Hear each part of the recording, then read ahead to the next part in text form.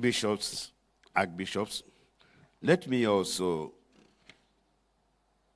congratulate you for the Sahel Peace Initiative that you have been advocating in recent times. I took over as the Minister for National Security almost some 7.5 years ago.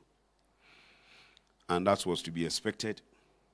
I had handing over notes, very, very voluminous, talked about everything that I needed to know.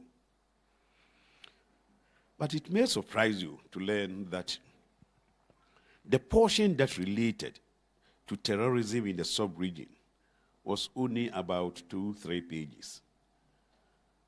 Because at the time, it wasn't considered a major security threat. If I leave my seat now and I have to prepare handing over notes, trust me, over 70% of my handing over notes will be on the threat of terrorism in the sub-region. The things that are happening in some of these Sahelian countries, in Mali, in Niger, in Burkina Faso, are just too bad. On a daily basis, people are being killed. People who do not know why the fight is even going on. On a daily basis, people are being forced out of schools. So in Burkina Faso, for instance, they have some of the most beautiful schools you can think of in terms of infrastructure. They have some of the most beautiful clinics and hospitals. But today, you will not advise yourself to ask your child to go to school. So the schools are there. Nobody is attending. Even if you were very sick, you may not be bold enough to advise yourself to go to the hospital. The journey from your house to the hospital may well be the last journey that you may embark upon. And in recent times, my Lord bishops, the intensity of the attacks and some of the things that are happening are just too bad. On one occasion, in one of these countries, over 100 people were killed at a go. This month, so many people have been killed in Niger. So many people have been killed in Mali. So many people are being killed on a daily basis in Burkina Faso. And today, yes, it is true that a large portion of Burkina Faso, the land area of Burkina Faso, has been taken over by these terrorists. It means a lot to our sub-region. And I keep saying to myself, when I consider the ease with which they've been able to move into neighboring countries such as Cote d'Ivoire, such as Benin, such as Togo, because from their base in Burkina Faso, they've been able to go into Cote d'Ivoire. And there are frequent attacks in Cote d'Ivoire. They've been able to go to Togo. And there are attacks in Togo. They've been able to go to Benin from Burkina Faso because they share borders. Burkina Faso shares borders with these countries. Sooner or later, I suspect, they will also try to go into Guinea from Mali. They share a border. They will try to go into Senegal. And once they go into Guinea, once they go into Senegal, once they remain in Cote d'Ivoire, they remain in Togo, they remain in Benin, Burkina Faso, virtually the whole of West Africa would have been taken over by these people. It is that dangerous, and it is important that we have thorough such as this so that we will be able to address this very, very serious challenge that confronts us. This is the most appropriate gathering, and I congratulate the organizers for bringing us together. So, how come that you have a country like Mali? They've always had a very, very strong armed forces. They have a number of men also in the armed forces. These terrorists, when they come, in terms of numbers, it's not frightening. The soldiers in Mali far outnumber them. These terrorists have not been trained the way our soldiers have been trained all these years. So how come that they are unable, that is, our soldiers are unable to defeat them? This is primarily because in the past, we did not build the necessary resilience. See, when you are building a developing nation, your concentration is on getting the economic infrastructure, the social infrastructure in place. It isn't the normal practice for you to say that between building schools and buying weapons and ammunition for the soldiers, which one should I prioritize? When you don't have chocolate, you don't have drugs in the hospitals, why do you want to go and buy guns? And in any case, whoever thought that there could be any external aggression against any of the West African countries? But today, that is where we are. And we've been caught at a time when we did not build the resilience militarily. And we've been caught at a time when we don't have money to build the necessary resilience to face the challenges that we are having. That is how bad it is. And not just how bad it is, that is just how serious it is. We need to continue to discuss some of these issues and find solutions to the grave challenge that I believe we have. Coming back home, and over the years, we've been touted in Ghana as an oasis of peace, you see, in a volatile West African region. It's an accolade which is backed by evidence. Evidence from indicators such as the Global Peace Index, where Ghana has consistently been ranked as one of the most peaceful countries in the region and also on the African continent. Indeed, the peace that we enjoy today as a country, whose origin can arguably be tied to the inception of the Fourth Republican Dispensation, did not just happen.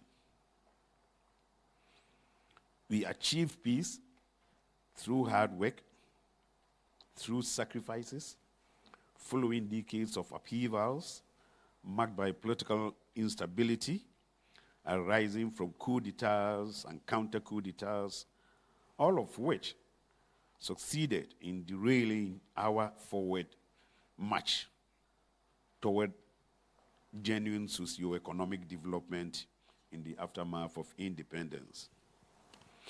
And of course, the younger generation of today, who have not had a taste of what it is like to live in a politically unstable environment, may not fully appreciate this background. Those of us old enough, and I certainly qualify to be one of them, and Lord Archbishop, I'm 72 years, so I'm old enough to have lived through those dark periods in the history of Ghana.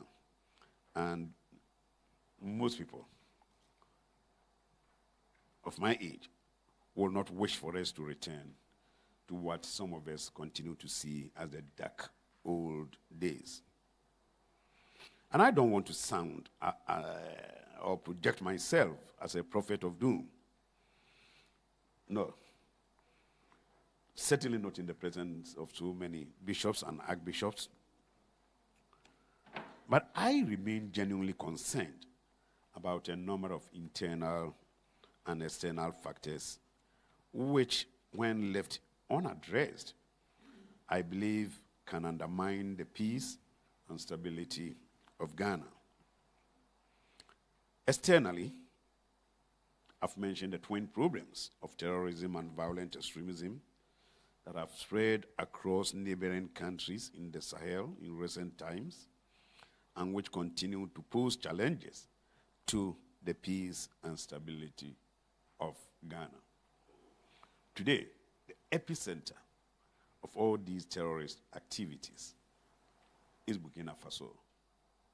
And remember, Burkina Faso sits on the whole of our northern border. The 630-kilometer stretch of our northern border is occupied by Burkina Faso. And as they say, when your neighbor's house is on fire, you must know your house will also or can also be on fire. And we have not recorded a direct attack, but it would be wrong to assume that our country is not at risk. In fact, our country remains at risk due to this strong determination on the part of the terrorist groups to expand their areas of operations southwest from the Sahel region to the coastal states along the Gulf of Guinea. It is worrying. Worrying to note that, with the exception of Ghana, as I've already said, all the coastal states along the Gulf of Guinea have recorded terrorist attacks. And more worrying is the fact that, unlike the terrorists in the global north, who embark on such activities, such terrorist activities, only to cause fear and panic. You know, in Europe, in America, their idea of terrorist attack is somebody going to a classroom, shooting a couple of students and teachers, or somebody going to the railway station, killing people here and there. Their objective is just to cause fear and panic. It never is the objective of that terrorist to take over America or the European country. But the terrorists operating in our region are more interested in capturing our territories and taking control of the governance of states. The terrorist threat that is ravaging neighboring countries, therefore, does not pose danger only to our peace, but also to the very survival of the state. In Burkina Faso, where clearly over 60-70% is now in the hands of the terrorists, you do not hear of regional ministers, you do not hear of mayors appointed by government, you hear of terrorist commanders in these areas. They want to capture the territory and own the territory and force us to live under their governance. It makes a whole lot of difference. And related to this threat of terrorism and violent extremism that has the potential to undermine the peace of Ghana and other nearby countries and other West African states, is this recent wave of democratic reversals that have blown across the West African region.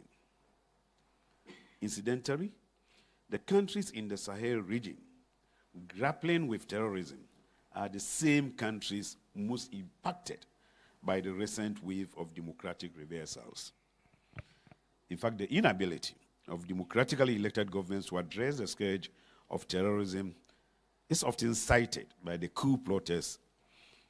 At least that happened in Burkina Faso, it happened in Mali, and it has also happened in Niger as justification for their actions to topple the governments.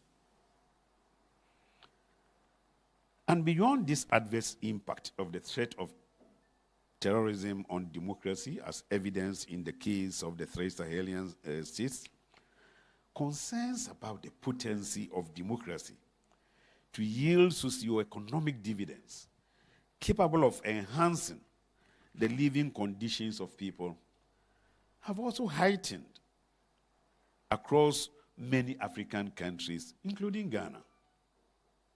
The growing loss of confidence in the potency of democracy to meet the aspirations and also the expectations of the citizenry is contributing to a mistrust between governments and the governed, thus threatening the peace and also the stability of the states.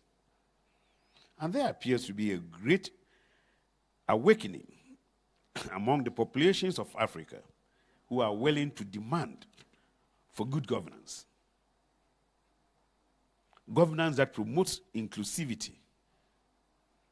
Governance that prioritizes job creation for the teeming youth. And governance that deals away with corruption and also marginalization. Internally, and coming home to Ghana, we continue to be confronted with the threat of electoral violence, which has in the past threatened to destroy our country. We are confronted with the threat of electoral violence, and this should not be taken lightly. It has the ability to undermine the beauty of our democracy. Yes, we have succeeded as a country in ensuring a transition of power from one political party to another on more than 2 occasions since the inception of the Fourth Republic. The electoral processes leading to the transitions have not been devoid of pockets of violence. I must acknowledge, however, that the decisions by political parties to resort to the courts to address their grievances over electoral outcomes have aided in preventing a full-blown electoral crisis. The 2024 general elections will certainly test the strength of our democracy. Our ability to prevent electoral violence, given the high stakes involved, where the 2 major political parties appear convinced about their prospects of emerging victorious. That obviously creates a security challenge for me, where I sit. We may, for the first time, experience a situation where none of the major political parties will be willing to explore the courts to address their grievances. And indeed, I've heard some senior people in the political space saying that they have lost faith in the court's ability to address their concerns when it comes to elections. So, this can create a situation that can set the stage for chaos. And it underscores the need for us to build a robust and transparent electoral system where results coming from same will be acceptable by all parties as a way of guaranteeing peace before, during, and after the elections.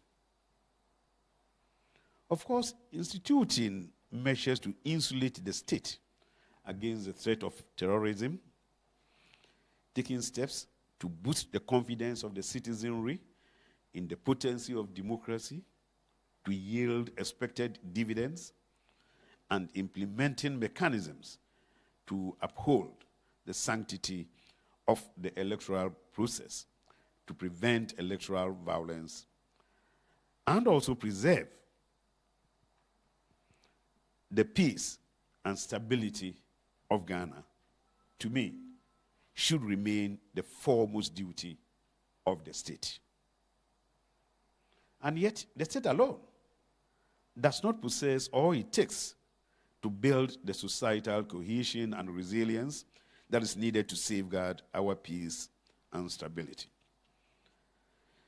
The cultural, the ethnic, the religious, and ideological differences inherent in the Ghanaian society demands a multifaceted approach involving a wide range of stakeholders, including religious groups, traditional authorities, civil society organizations, the media, among others, to work collaboratively with government to preserve the peace and stability of the state. Let us not fail our country in this regard.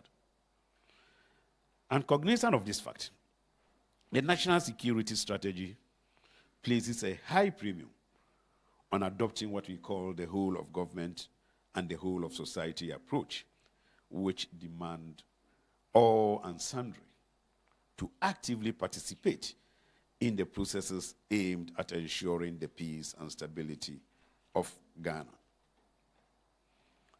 As Ghana finds itself at such a critical juncture ahead of the 2024 general elections, we must be guided.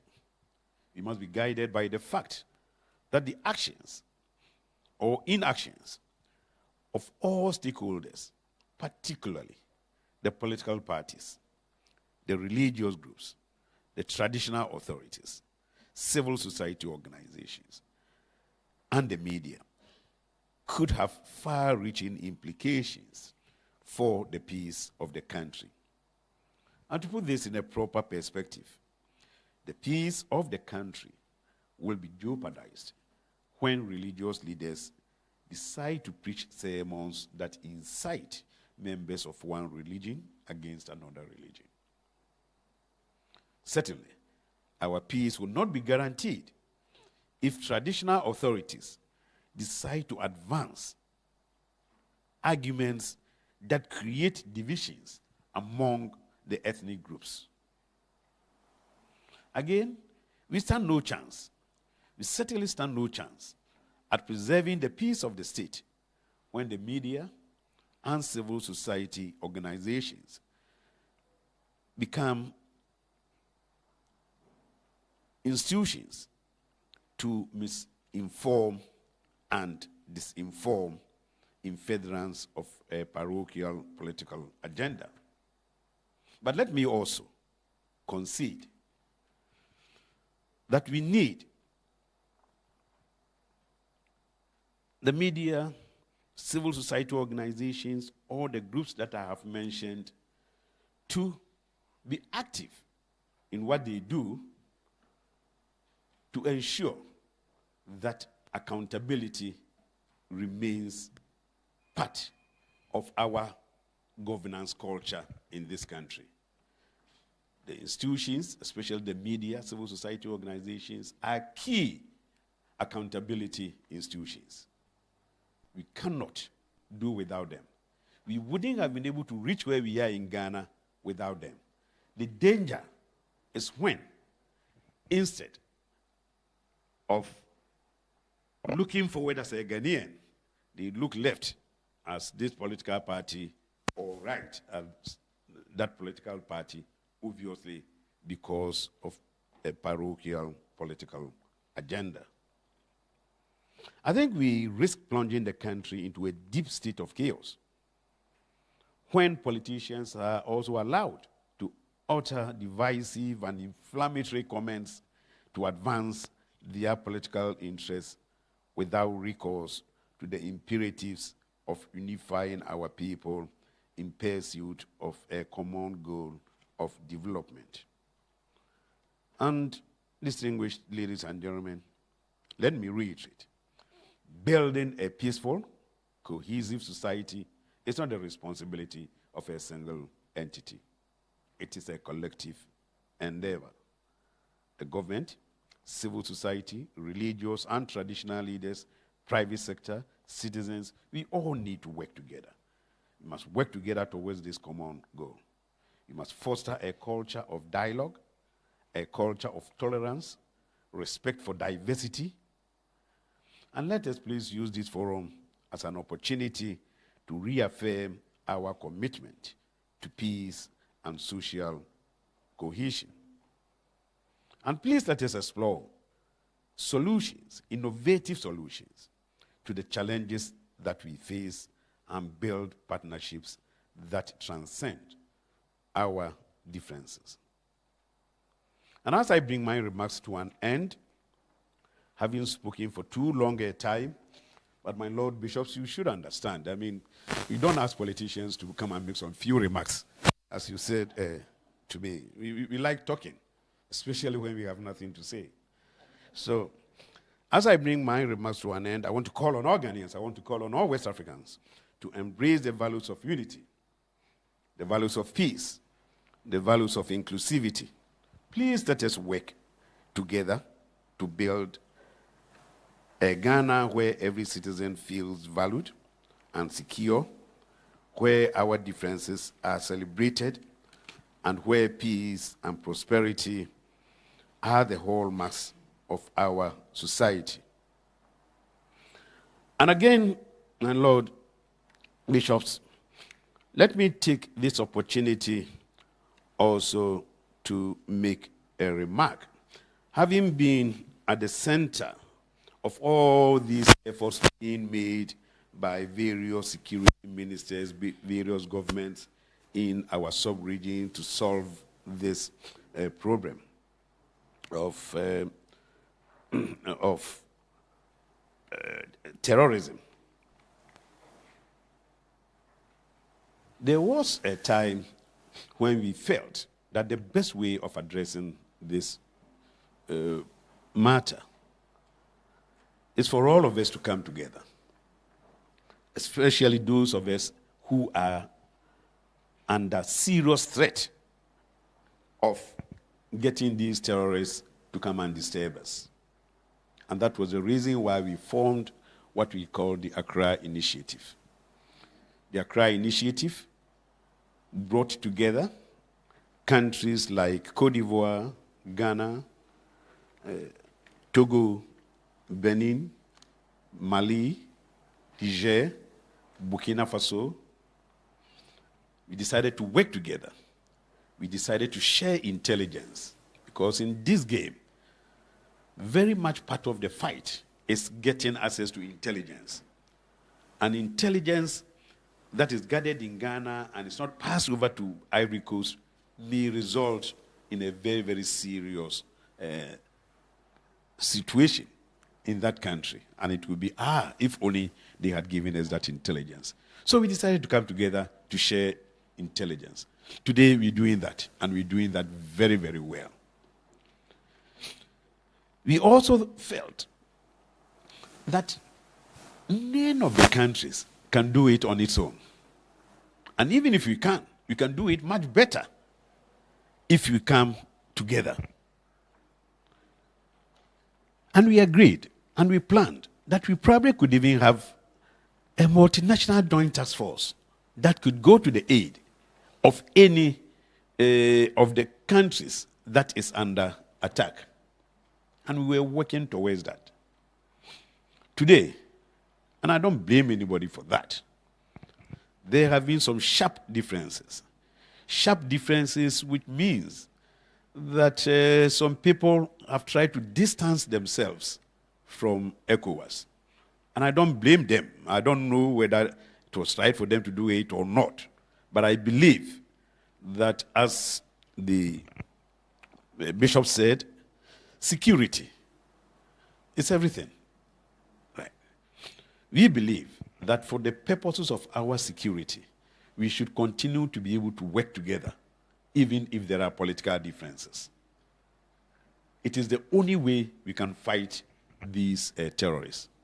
Today, that doesn't seem to be the case, because some of the countries want to do it on their own, particularly the three Sahelian countries believe that they can try it on their own. I do not think that would be the best way to go about it. And in any case, it could be a little bit selfish on the part of, say, Mali, to say that we will do it on our own. When it comes to fighting terrorism, there isn't any country in the sub-region as experienced as Mali. They should be in a position to advise us, the countries that have not been attacked. They should be able to advise countries like Burkina Faso that have recently been attacked, for them to go away from us because of political differences is not, in my humble opinion, the best. Let us continue to have the political differences, even within the same country. There are political differences. There will always be political differences. But at all times, let us make sure that there are no differences when it comes to making sure that our countries are safe, are peaceful, and are secure. Thank you very much.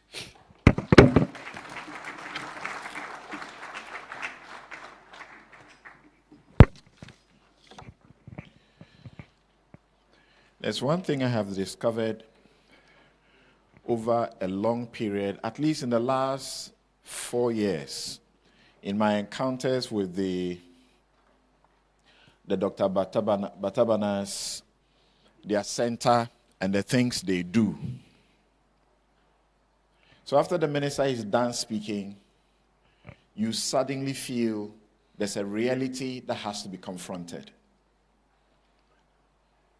You may not have noticed, and suddenly you are beginning to think about it. But the reassuring thing about the center is that they appear to be in a certain control. In 2021, August, the CDD trained 88 of its officers to do a monitoring within 44 border districts, communities in the country. The report was very reassuring, despite the fact that there's some influx out of the spill from our closest neighbor. People were aware. Radicalization was seen to be almost non-existent, except influences in abuse of drugs. And at the right time, Dr. Bana will tell you how this impacts on what the minister just spoke about. Please, a round of applause once again for the minister. He deals with this like his comfort zone as a chartered accountant. In a similar way, he gave us a lot to chew on and to be hopeful about this country when he chaired the Public Accounts Committee of Parliament. I suppose at the time, many of us got to hear about that committee. Thank you once again, the Honorable Minister. We'd like to acknowledge, and I've seen many significant stakeholders here as far as this is concerned. Under the platform of the NCCE, I've engaged many of you here on this subject. So we'd like to acknowledge Mamaga Agumakosia the Fifth, who is a traditional ruler. Thank you very much for being with us, Mamaga.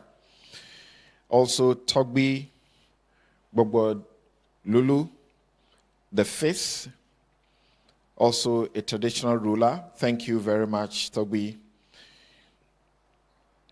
He is the National House of Chiefs representative with us here. And chiefs have a very pivotal role to play. If you read the stories about the encounters in the border communities, you cannot do without them. We recognize also the presence. He's already been announced, and he was announced as bishop. So I tried to find out, maybe I haven't known when he was made a bishop. And I understand that he's in church all the time. The former National Security Minister, Mr. Francis Spoku, thank you very much for being here. Just recently, he also sounded the alarm in the same fashion as the national security has been doing at various fora. And so there is a need to be aware. He was mentioned earlier, but he joined us a little later. The Honorable Minister for Chieftaincy and Religious Affairs, Stephen Asamoah Boateng, thank you for being here with us. And I'm doing this in no particular order because I know I could be held in contempt. The Senior Minister with such rich, as it were, knowledge to assist in our governance, the Honorable Yao Osafo Mafo. Thank you very much for being here. Bishop Emmanuel K. Fianu, the Bishop of Ho, thank you very much for being in our midst.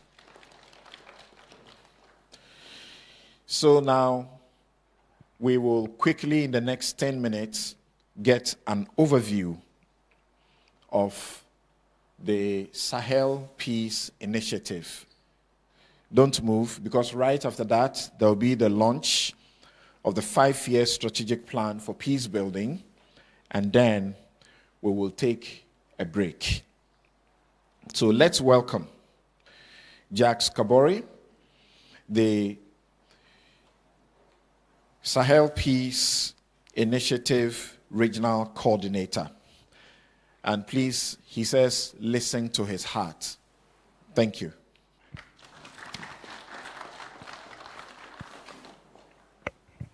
Thank you.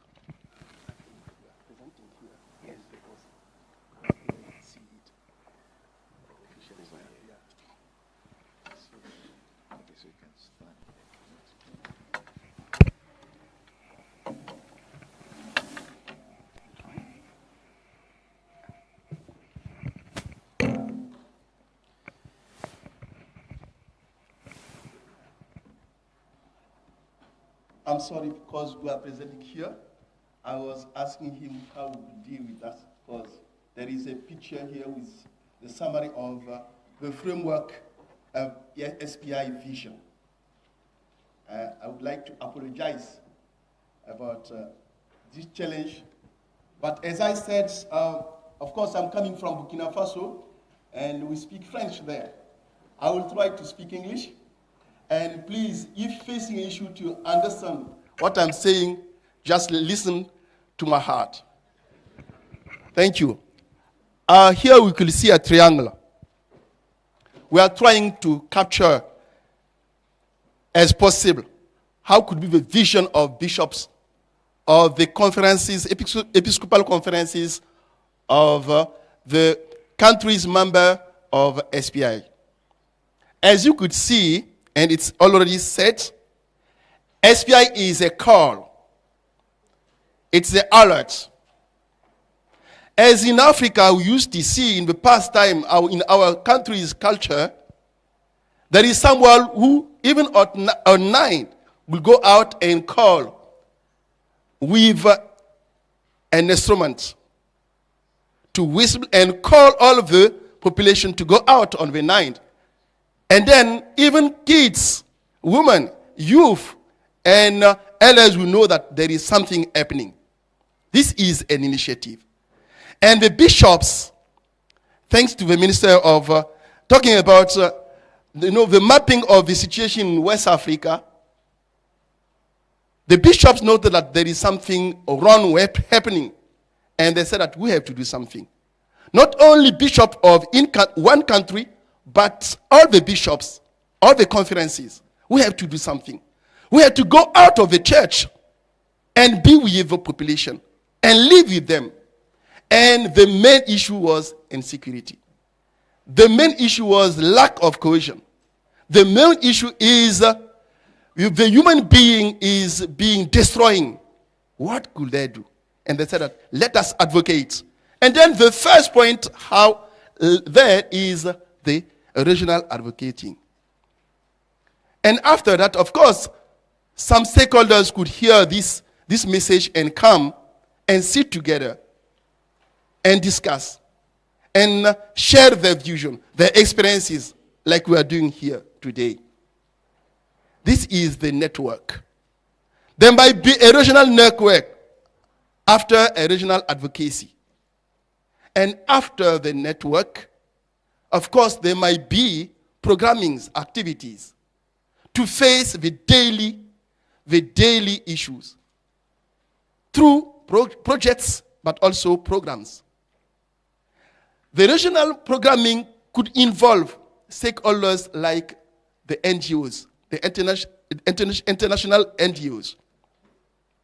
I know many of institutions are here. This is your place in terms of regional approach. After the regional, it could be the national level. The national level, we keep the same structure. Advocacy at the national level, networking, but also programming. I will say on the programming one in the country like Ghana. How to mobilize resources for health, for emergency, for education. Mainly education on peace building, starting since the primary school. How to start education and come back on education using our culture, rooting in our culture. How could we go back to Africa roots, culture roots, and then build for kids? Of course, emergency, I talk about that. But here also would be involved in a kind of network, because we're facing in Africa that some NGOs, some associations are working separately. As Excellency said, that is not political. That's here really deeply, pragmatically, what could be done between all the stakeholders. What kind of a network could be built in the national level so that resources could be mobilized locally and regionally before waiting for outside funds to come? How could we do it? So, and here is the mapping, and you will see at the right side, it's written local leadership. How to ensure that we're strengthening all the stakeholders at each level, but also how to mobilize at each level. For the national advocacy, how to mobilize resources. For the networking, how to mobilize. For the programming, how to mobilize. This is some questions we can try to find responses. And at the left side, at the middle, the military evaluation, it's very important. If stating that we're here, we are committed to help people, we have to be transparent on all the level of our action. Since the assessment, local assessment, the mapping, to the design, to the implementation, and taking lesson learned and accountability. Because those for who were saying that we want to act, they're waiting for something, the outputs, the impact, and a sustainable one. I will stop here by saying from my heart now that it's a dream. More a dream, it's a vision. Excellency, you are talking about how to go behind the political aspect. I think here we could start by getting a link, a heart link between us here. Because each of us here has something to share. Not only the church, not only the bishops. The bishops are showing the road, the approach, the principle. Roots on love. but each of us here have something to do. I will announce, he will take the floor here for his speech. The regional president of SPI, Bishop Bazier, who is here. He's my boss. So, I think together, not only from each country, not only stopping around our own country, but going together as a region, I think something could be happening because God is looking on us. Yes, he gave us resources, up to us to manage together based on love. Thank you.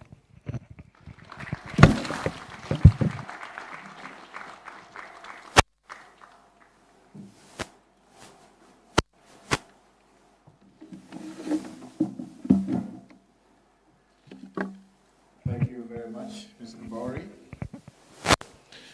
Now that you will appreciate why he said, listen to him from the heart. But I appreciate that you would have gleaned something from what he had to say. So we will have the country representative of the Catholic Relief Services Ghana to assist us to do the launch of the 5-year strategic plan for peace building. Please, let's welcome him. Thank you very much, Samson, and good morning. I think Jack has done a very, very wonderful job in kind of framing the conversation around the need for the Sahel Peace Initiative. Since I'm neither a bishop nor a politician, I've been asked to keep this very brief, and so I'll stand on existing protocols. I'm very excited to be here just for about a few reasons. One is the fact that over the last 1 year, we've been working very hard to develop this strategic plan because it's important for us to know the direction we're going. And so we've worked with a number of stakeholders to develop this plan over the last year. Secondly, to just see the amount of people gathered here, the experts. I was very impressed to see the senior minister this morning, the Honorable Minister of Chieftaincy, who, by the way, is a neighbor and likes to exercise every morning. And, of course, the Honorable Minister of National Security. And in the room, we also have experts in the subject matter. We have ambassadors, we have the diplomatic community, we have civil society.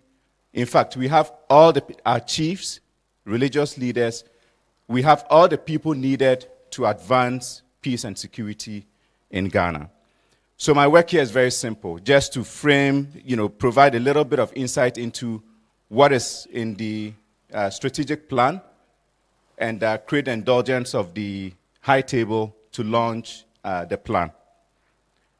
In addition, I would like to express appreciation and gratitude to everyone who has contributed to the development of the plan, with a special thanks to the Catholic Bishops' Conference, who have provided leadership in this endeavor, especially the SPI working group. We have some of the working group members seated here. They've provided a lot of leadership and intellectual support in moving this forward.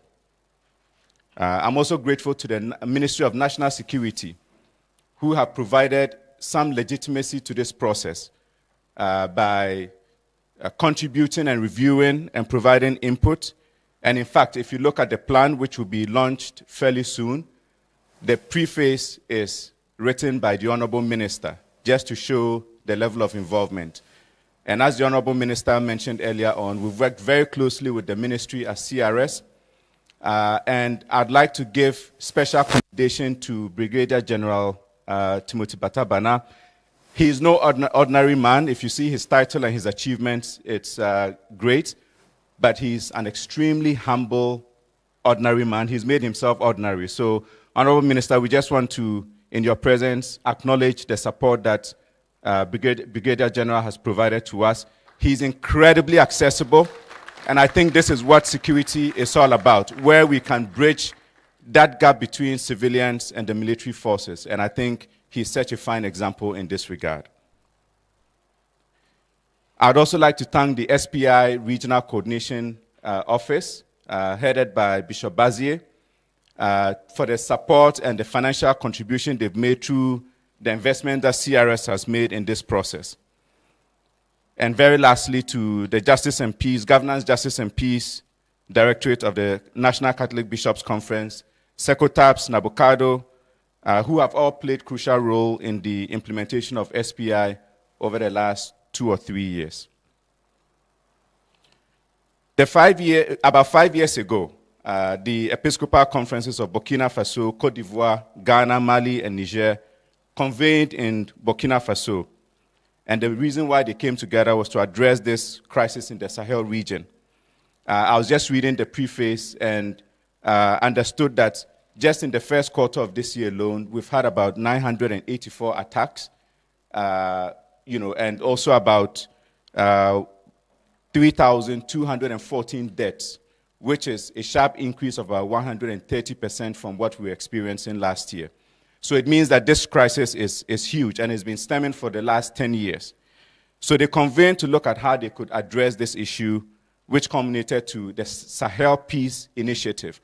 And it's called an initiative and not a project because we want to ensure that it is an ongoing process. It is one that brings everybody together and not a project that has a timeline. So the initiative laid a strong foundation, allowing us to promote social cohesion and develop sustainable solutions to the issues at hand. As we gather here today, we are once again reminded of the importance of our collective efforts in preventing violent extremism. The 5-year strategic plan that will be launched shortly is a necessary initiative that ensures coordinated efforts among stakeholders, fostering stability.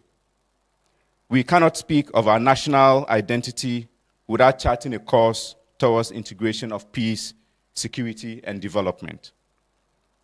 Ladies and gentlemen, peace building transcends a mere absence of conflict.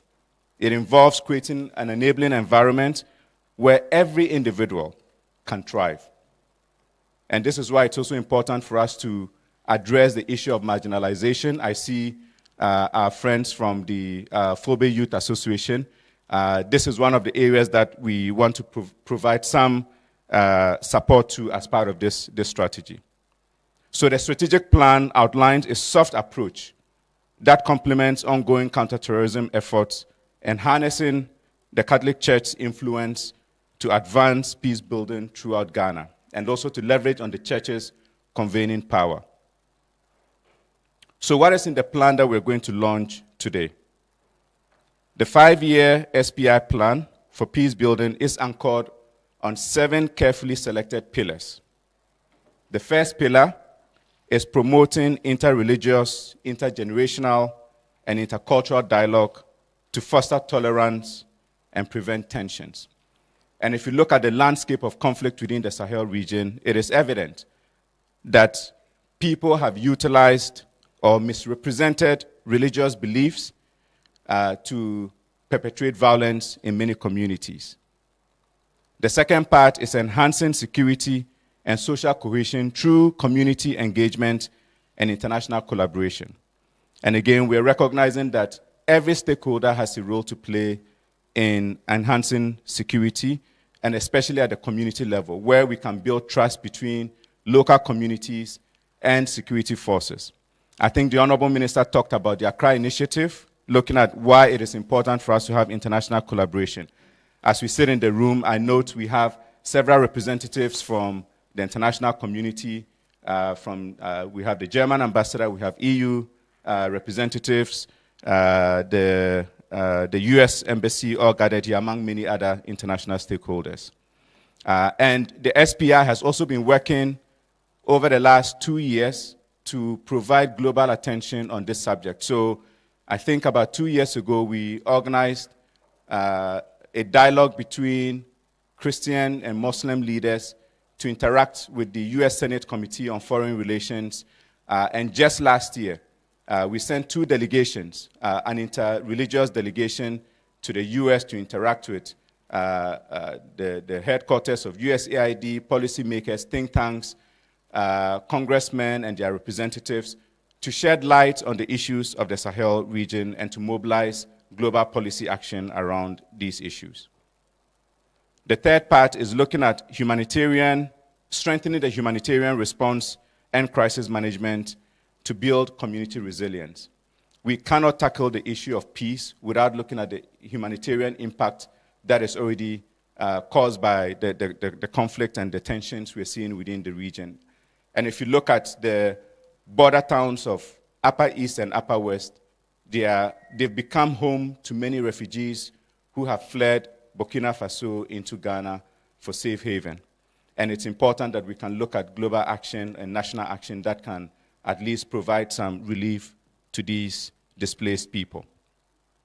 The fourth part of the strategy is looking at fostering economic and social development by promoting inclusive growth and addressing inequalities.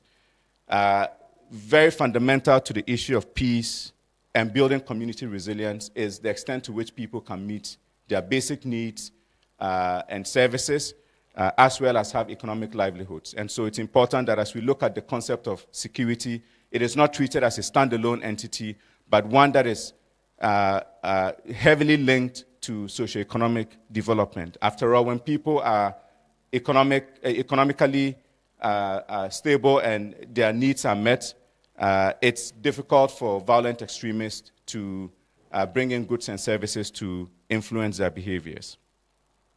The fifth part of the strategy is looking at promoting environmental sustainability by integrating environmental considerations into security planning. And these days, you can't talk about any aspect of our lives without the impact on environment, and even the access to resources and all of that needs to be managed properly.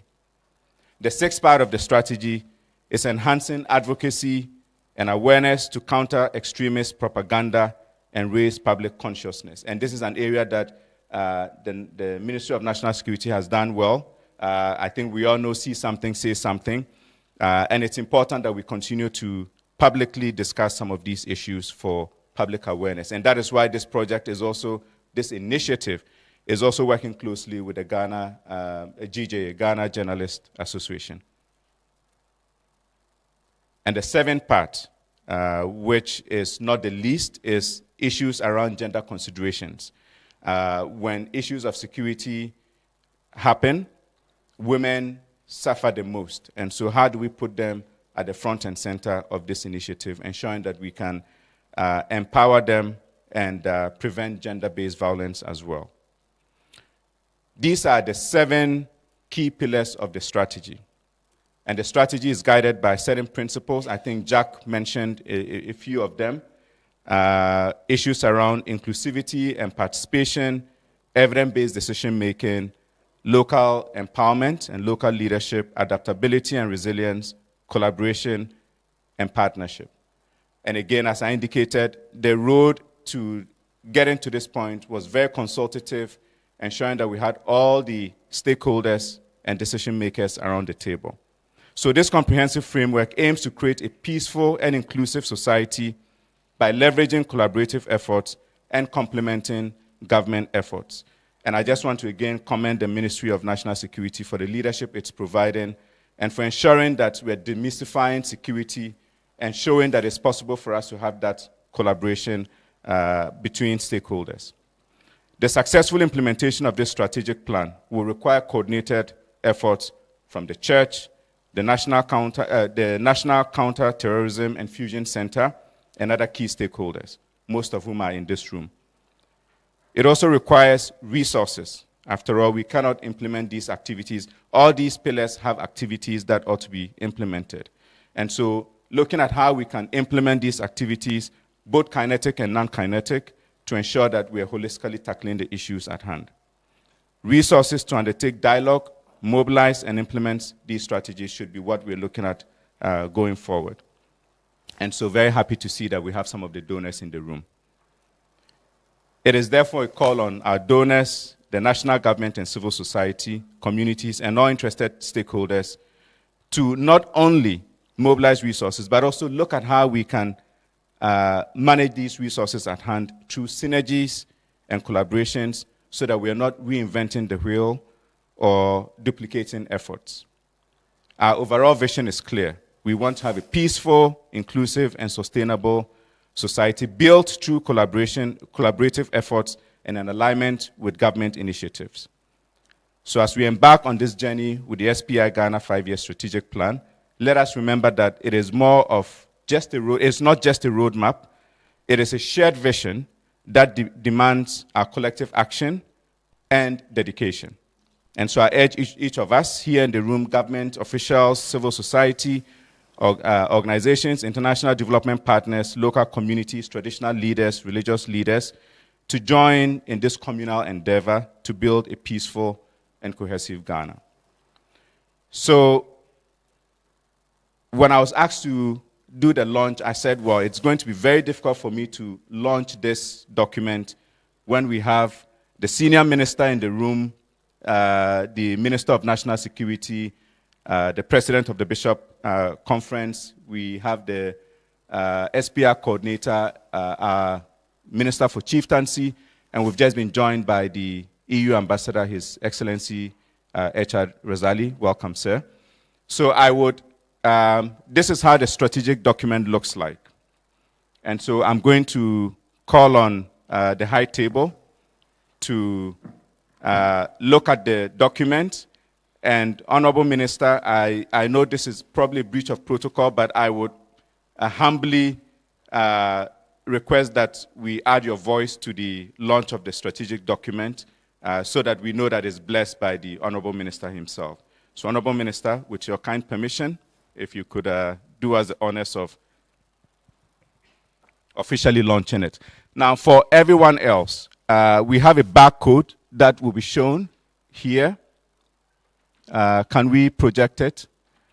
You can pick it up just for ensuring that we're not wasting papers. We're going to do the digital option first, and then we will, in due course, make the document available to all.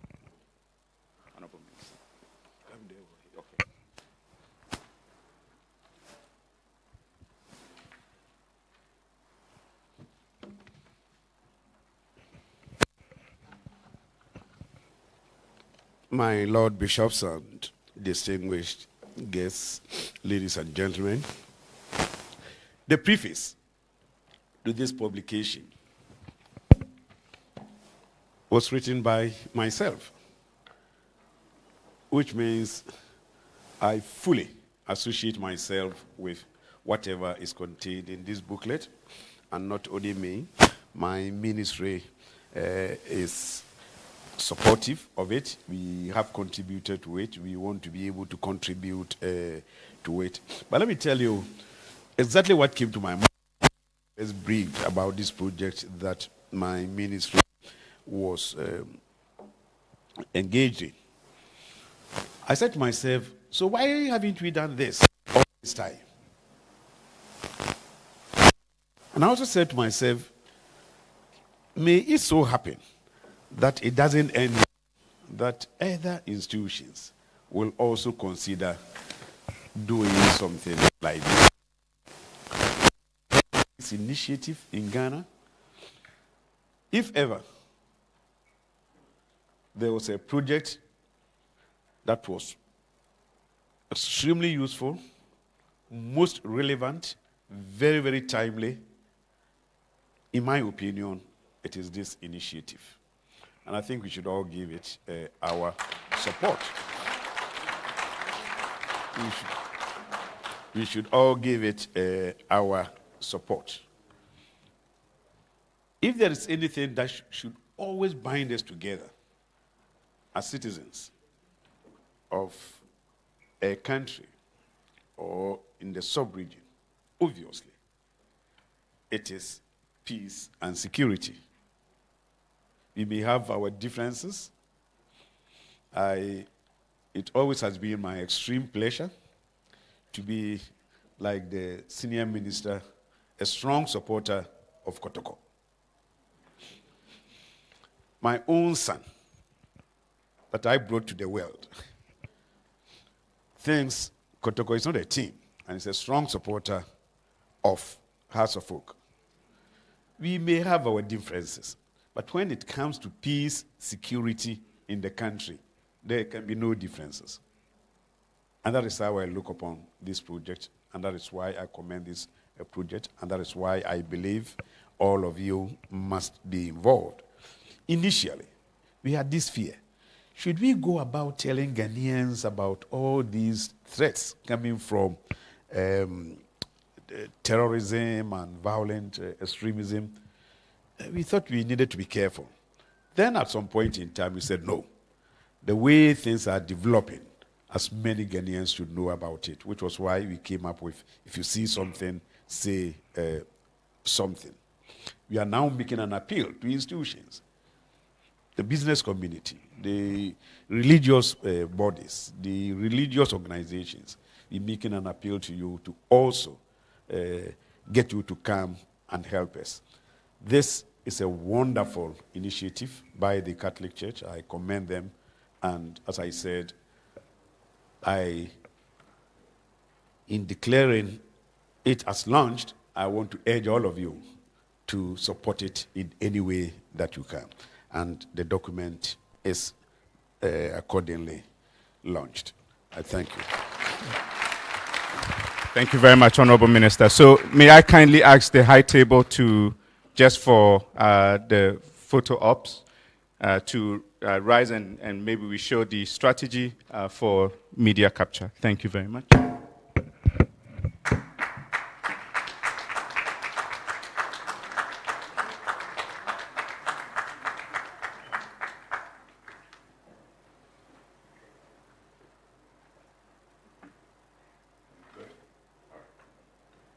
Thank you very much. And Samson. Thank you, Daniel Mumuni. Please, a round of applause for him. Again, taking us through the 5-year strategic plan.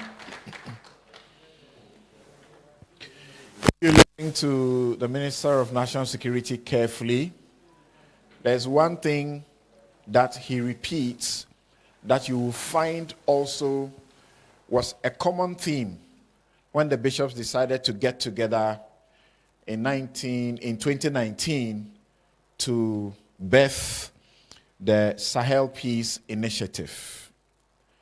You may say all the troubles have been somewhere else and not with us.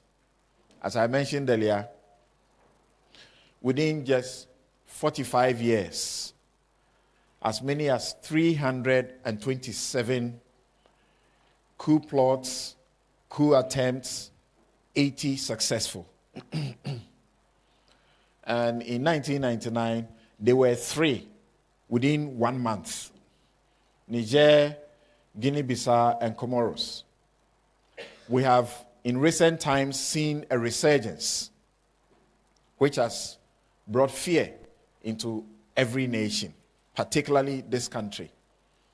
But so far, so good. What we need to think about, and that's what he keeps referring to, we are not an island. We are not alone. The bishops refer to St. Paul. Though we are many, we are one body, and we need to be together. Please, a round of applause for all our guests who have spoken so far and have helped us to launch the 5-year strategic plan. Dr. Digbe, thank you for being here. We will take a quick photography session. It's very snappy, and it is for the High Table and also for Nime, Name, Mamagao, and not for all of us, and for their excellencies who are also here representing the UN and the EU as well. So, ladies and gentlemen, please, let's be upstanding as they go out here to the background and do a quick photography session. Honorable Minister, please, we have a background in front here. which we want to have the photography at. Your Excellencies, you know yourselves, you are very important key stakeholders in this. Your Excellencies, Nananum, please, let's move out. And please, let's all stay back. This is just for 5 minutes and we return to our program. This is just for 5 minutes. Please don't move out.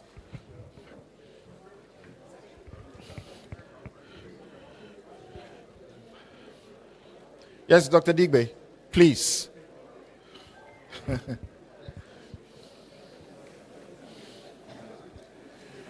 Okay.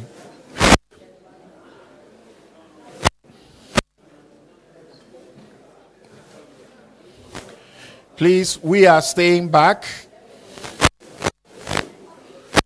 for the next 5 minutes. 4 minutes already, 1 minute already gone.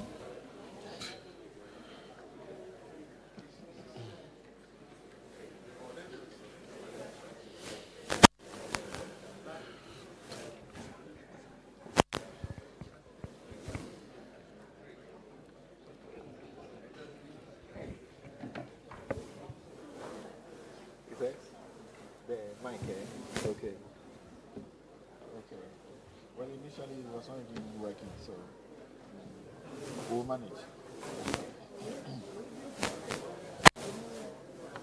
The recording from there? Okay, yeah. Okay, I know, so you have your ears for it, yeah.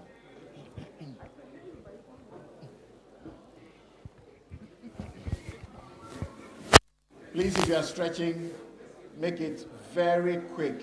In the next 3 minutes, please. We'll resume our seats in the next 3 minutes.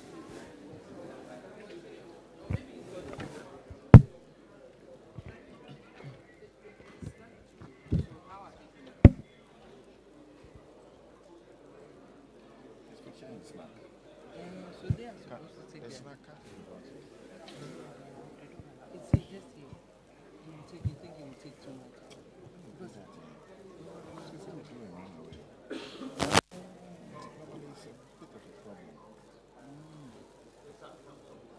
if you bring it here, it's a buffet. It's not even the packed one like you would have done that. If I say it's, you pick it, you are not. Wait, yeah. You do it yourself.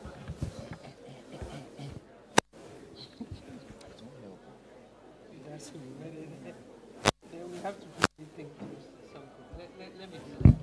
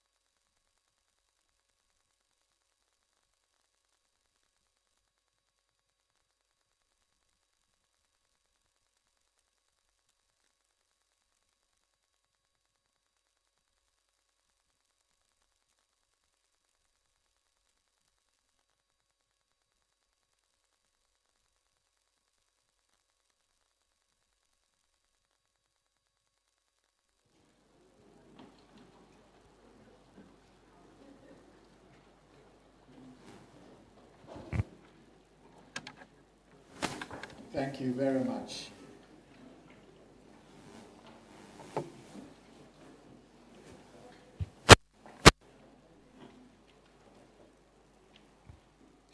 Ladies and gentlemen, thanks for your patience. And thanks for your cooperation so that we will be able to stick to the time and perhaps, possibly, be done before we knew it. At this juncture, it is my privilege to call upon our guest of honor to speak to us on strengthening national and regional frameworks for sustainable peace and security in Ghana. Having received all the background information, you will agree with me that this is very central to our meeting here. Sustainable peace and security in Ghana. The Minister of National Security tells us if he has to do his handing over notes, this time over 70% will dwell on terrorism. Please, let's welcome Okad Razali, the EU Ambassador to Ghana. Your Excellency.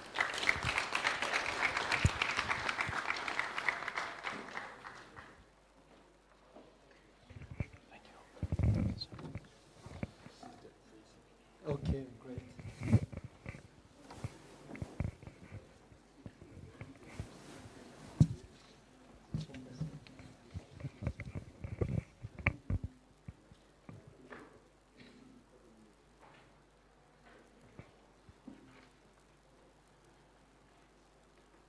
Okay, good morning, everyone. President of the Ghanaian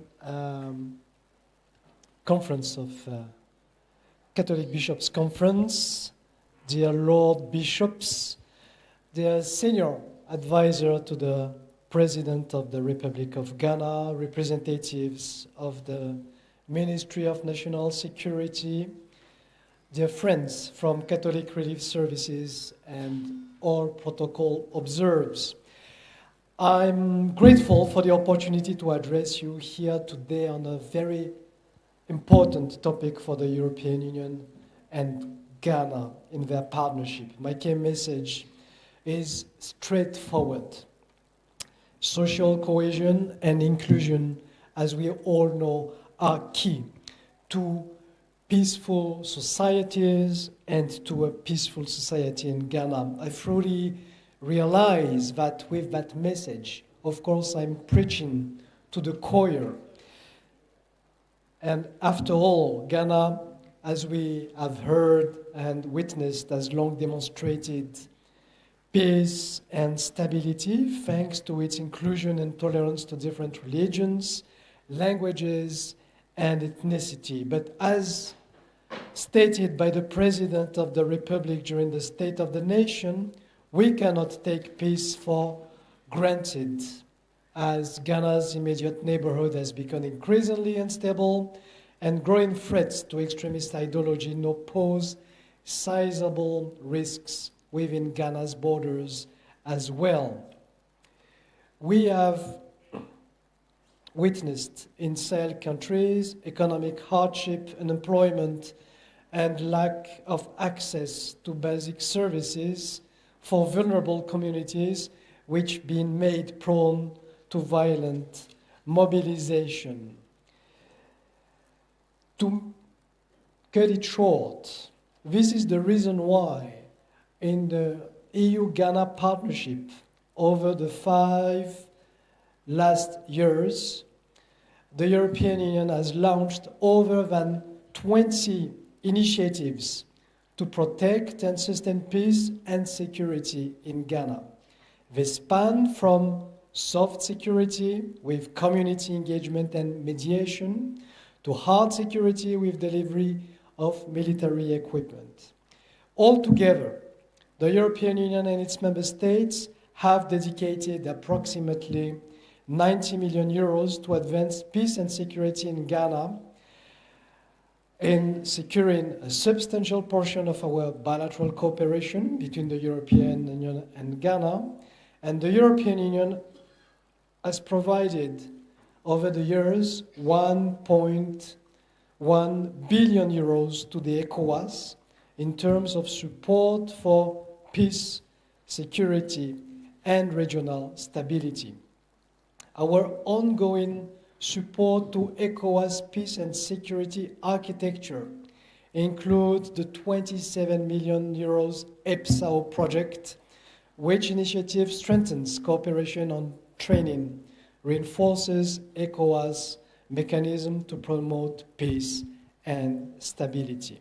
I would like to mention a recent initiative that we have taken for the amount of 5 million euros, Peace Protect project, which promotes the cooperation among national and traditional authorities in Ghana, well represented today, including the national and regional peace councils, the National House of Chiefs, civil society, and diverse communities. The project strengthens local early warnings and creates mediation platform systems in conflict-prone areas.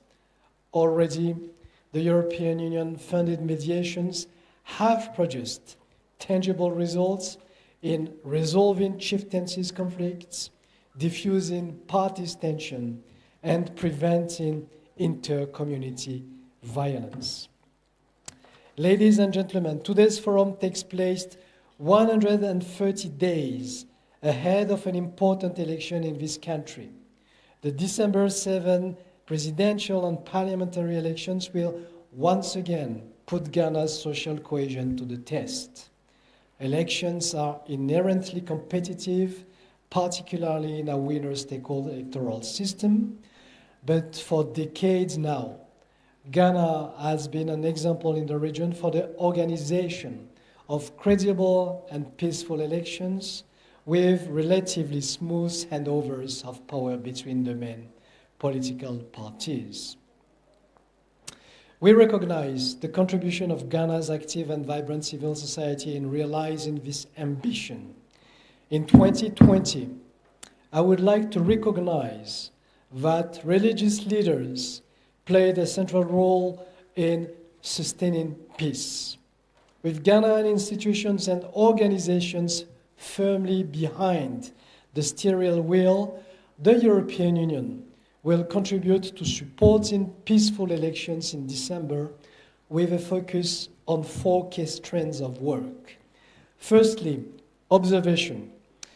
We prioritize support for the deployment of domestic observers as they help to ensure transparency and accountability, and besides, local observers know best the terrain and in context in which they operate. Secondly, civic education will help to improve voter awareness about their rights and responsibilities and electoral procedures. Thirdly, youth engagement and gender inclusion are particularly important considering Ghana's young demographics and the representation of women in Ghanaian politics as well. And last but not least, the EU works towards peaceful elections as well through projects on peace messaging, targeted mediation, which are central to our electoral support.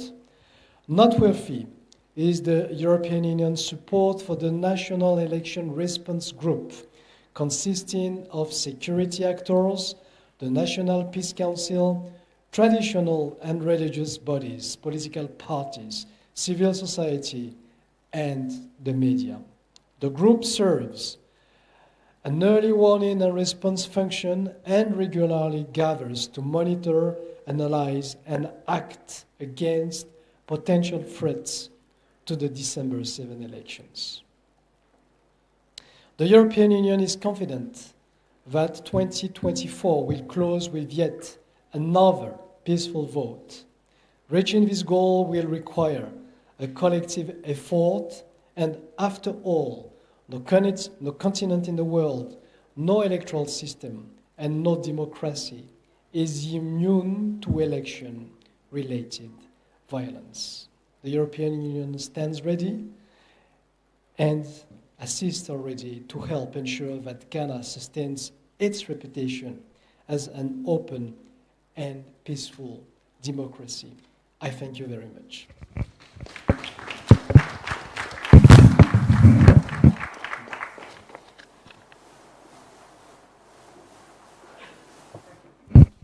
Thank you, Your Excellency. We will right away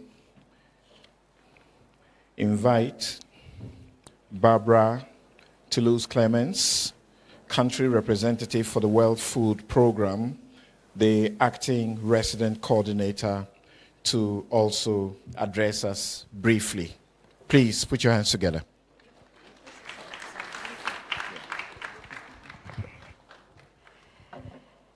Thank you, everyone. I think the emphasis is on briefly, so therefore I will stand on existing protocols. Thanking this body for affording the UN country team in Ghana to participate in these discussions today, and then also to elevate our voice through the resident coordinator. So, distinguished ladies and gentlemen, distinguished guests, Ghana has been rightly celebrated as a beacon of stability in West Africa. Our nation boasts a proud history of peaceful democratic transition and steadfast commitment to rule of law. This reputation has not only fostered internal harmony, but also positions Ghana as a key player in the region and international diplomacy. Notwithstanding, we have highlighted the threat of terrorism to Ghana and in the sub-region. However, I think the UN would like to emphasize it is crucial that we do not become complacent. That we do not become complacent. The landscape of peace and security is dynamic and constantly evolving. While we currently enjoy relatively stability, we face a raft of challenges that threaten the peace and security. According to the 2024 Global Peace Index, Ghana's score increased to 1.938 from 1.8 in 2023, resulting in a decline of our ranking from the 51st to the 55th most peaceful country in the world. These indicators signal a concerning, steady decrease in the level of peacefulness in Ghana. In terms of democracy, since 1992, Ghana has successfully conducted 8 presidential and parliamentary elections, which have been widely praised by international and local observers as free, fair, and credible. This achievement reflects concerted and deliberate efforts of all stakeholders to enhance electoral processes through pragmatic, inclusive, and sustainable reforms. The situation in the sub-region is even more precarious since 2020. There have been approximately 6 successful coups and 2 attempted coups, excluding changes in presidential term limits. The sub-region is experiencing a rapid decline in political rights and liberties, signaling a deterioration in democracy. The Afrobarometer report corroborates these findings. Moreover, we are witnessing a worsening security situation driven largely by violent extremism and terrorists. So the call to arms from the UN is that for peaceful elections, with the upcoming 2024 elections, it is crucial, as has been highlighted by the predecessors at this podium, to address the heightened tension and electoral mistrust that follow the 2020 elections. As we approach December 2024, I urge all election stakeholders to uphold the integrity of the electoral process, engage in constructive dialogue to resolve any concerns and safeguard the peace, stability, sanctity of the electoral process. Let us all unite in ensuring a peaceful election by supporting the United Nations in Ghana and the National Peace Council's I Pledge for Peace campaign. This collective commitment will help us achieve a transparent, fair, and peaceful election. In conclusion, the task of strengthening national and regional frameworks for sustainable peace and security in Ghana is not solely the responsibility of the government, as highlighted before. It is a collective effort and a collective duty of us all. It requires the unwavering commitment of all stakeholders involving civil society, the private sector, and the international community. I urge all of us to invest in the capacity building of our peace and security institutions, to foster inclusive dialogue and community engagement, and to strengthen our regional partnerships. Together, we can ensure that Ghana remains a bastion of peace and a leader in regional stability. Thank you, and may our collective efforts continue to build a secure and prosperous future for Ghana and the entire region. Thank you for your attention.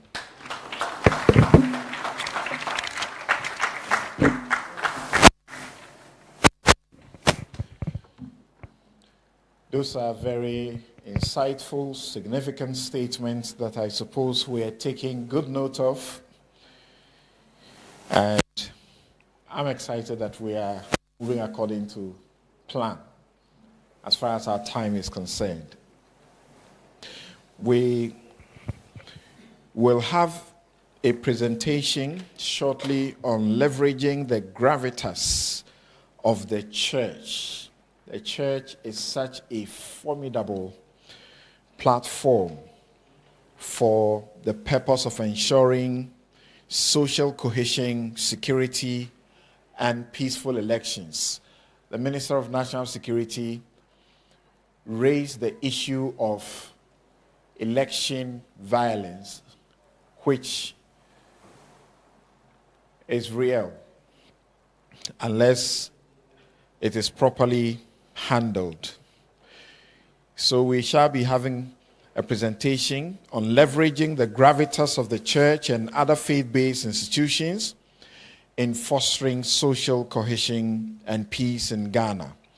But before that, shall we welcome the Sahel Peace Initiative's Regional Coordination President, Monsignor Alexandra Basse, to speak to us briefly.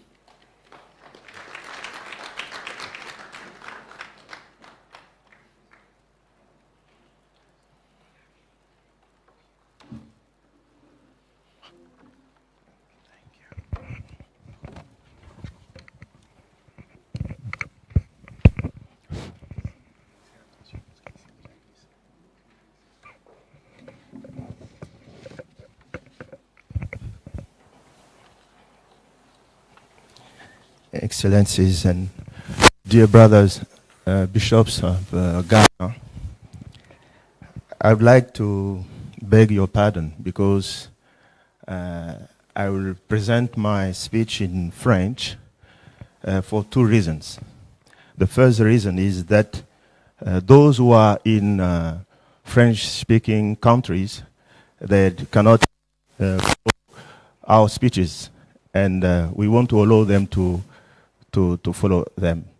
And the second reason is that my English is so bad that if I present the speech in English, you will leave me in this there. So, chers frères et sœurs, en vos rangs et grades respectifs, au nom de la coordination régionale de l'initiative Paix au Sahel, je vous exprime notre profonde gratitude pour l'invitation à ce forum. Merci à Monseigneur Matthew Gyamfi, président de la conférence épiscopale du Ghana, Monseigneur Alfred Aguienta, et je voudrais lui présenter toutes nos condoléances parce que nous avons appris qu'il a perdu sa mère. Père Clément Adjei, Père Michael Kekoe, Monsieur Richard Akurugu, le groupe Travail SPI au Ghana et le comité d'organisation dont la détermination a rendu ce forum possible.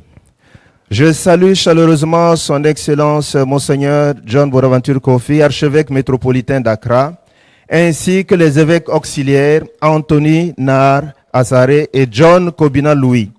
J'exprime ma reconnaissance et ma gratitude à son Excellence Monseigneur Philippe Namé, ancien président de la conférence épiscopale du Ghana, pour son soutien indéfectible à l'initiative SPI. Je remercie également le gouvernement du Ghana, en particulier le ministère de la Sécurité nationale, pour leur soutien dans l'organisation de ce forum. Permettez-moi de vous présenter les autres membres de notre délégation venus de Ouagadougou. Monsieur Sigui Jacques Kaboré, le voici, coordonnateur régional. Monsieur Hilaire Sampego, conseiller technique régional chargé du suivi de l'éducation. Malheureusement, le père Herman Ouedraogo, secrétaire général de la coordination régionale, n'a pas pu nous rejoindre. Au nom de la SPI, je partage les préoccupations de l'Afrique de l'Ouest, en particulier le Sahel, face à l'extrémisme violent et au terrorisme qui touche des pays comme le Burkina Faso, le Niger, le Mali, le Togo, le Bénin, la Côte d'Ivoire, le Nigeria, le Libéria. Cette crise se manifeste par des attaques terroristes entraînant des assassinats ciblés, des attaques pendant les services religieux, la destruction de lieux de culte, la fermeture d'écoles et de services de santé et la destruction des maisons de dirigeants communautaires. Entre 2019 et le premier semestre 2024, les données d'ACLED révèlent pour les 5 pays de la SPI 18 768 incidents violents, soit environ 10 incidents par jour. 12 273 décès, soit environ 6 décès par jour. En mars 2024, selon les données du HCR et du cadre harmonisé, les 3 pays du Sahel central comptaient 2,8 millions de personnes déplacées internes et 620 621 réfugiés. 8 059 écoles et 478 centres de santé fermés. 9,5 millions de personnes en insécurité alimentaire de la période de juin à août 2024. Cette crise complexe engendre des conflits ethniques, communautaires et religieux s'étendant aux pays côtiers, Ghana, Côte d'Ivoire, Bénin et Togo. En réponse à cette violence, les conférences épiscopales ouest-africaines ont lancé l'initiative Paix au Sahel en novembre 2019 à Ouagadougou. Cet appel à l'action vise à promouvoir la dignité humaine avec l'engagement de tous. Initialement observateurs, la Côte d'Ivoire et le Ghana ont rapidement rejoint la lutte contre la violence croissante. Cette initiative alerte la région ouest-africaine sur le drame et l'ampleur de l'extrémisme violent et appelle à bâtir la paix, la cohésion sociale et la résilience communautaire au Sahel. Les 3 axes stratégiques qui ont soutenu son action sont, premièrement, la promotion de la cohésion sociale et de la paix transformatrice au milieu des conflits intra- et intercommunautaires. Deuxièmement, l'assistance humanitaire, y compris le renforcement de la résilience des communautés vulnérables. Et troisièmement, la mobilisation des ressources et le plaidoyer en faveur de la promotion de la paix. L'évaluation de l'initiative de 2019 à 2023 montre des résultats clés dans 4 pays SPI, Burkina Faso, Mali, Niger et Ghana. Ce sont 23 000 membres de communautés impliqués dans des actions de renforcement des liens sociaux et plus de 13 millions de personnes sensibilisées à la coexistence pacifique. 20 000 personnes vulnérables, dont 18 000 femmes, ont reçu une assistance humanitaire via des transferts monétaires et des distributions de vivres. 700 jeunes ambassadeurs de la paix, formés pour agir comme acteurs de paix et de réconciliation.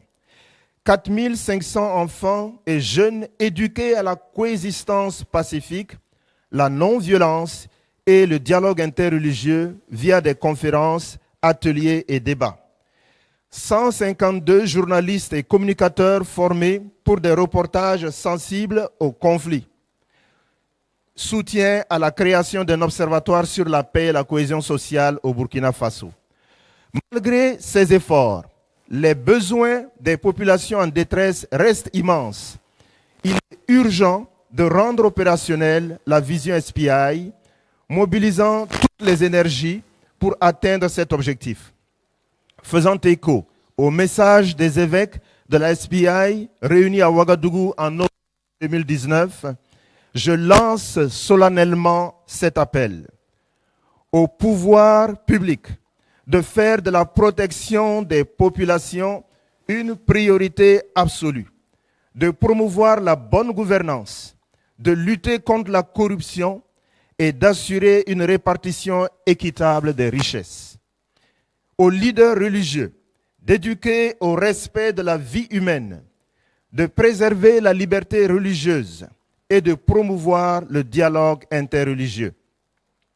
Aux acteurs internationaux de respecter l'autodétermination des peuples, de mettre fin à l'exploitation des ressources et d'arrêter la vente d'armes qui alimentent les conflits. Aux représentations diplomatiques, de promouvoir des partenariats sincères et le respect du droit international.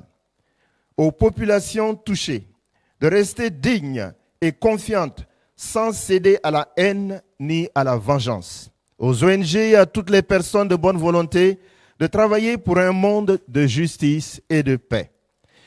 Je reconnais et salue les efforts de nos États membres de la SPI pour protéger nos populations. Consciente de la dimension internationale du terrorisme, l'initiative prévoit d'organiser un forum de haut niveau à Rome, en Italie, avec le soutien du Saint-Siège pour se procurer et pour recourir à l'autorité morale et spirituelle du pape afin d'influencer les acteurs internationaux. Chers frères et sœurs, ce forum se tient à un moment crucial, avec la participation d'acteurs clés mobilisés au Ghana, le gouvernement, la société civile, les organisations religieuses, etc. Je voudrais féliciter chaleureusement le groupe de travail SPI du Ghana et le comité d'organisation pour leur engagement et leur succès dans l'organisation de cette activité essentielle. J'exprime ma profonde gratitude à Catholic Relief Services, CRS, pour leur soutien technique et financier qui a facilité l'organisation de ce forum et soutenu les activités de l'initiative dans les différents pays membres.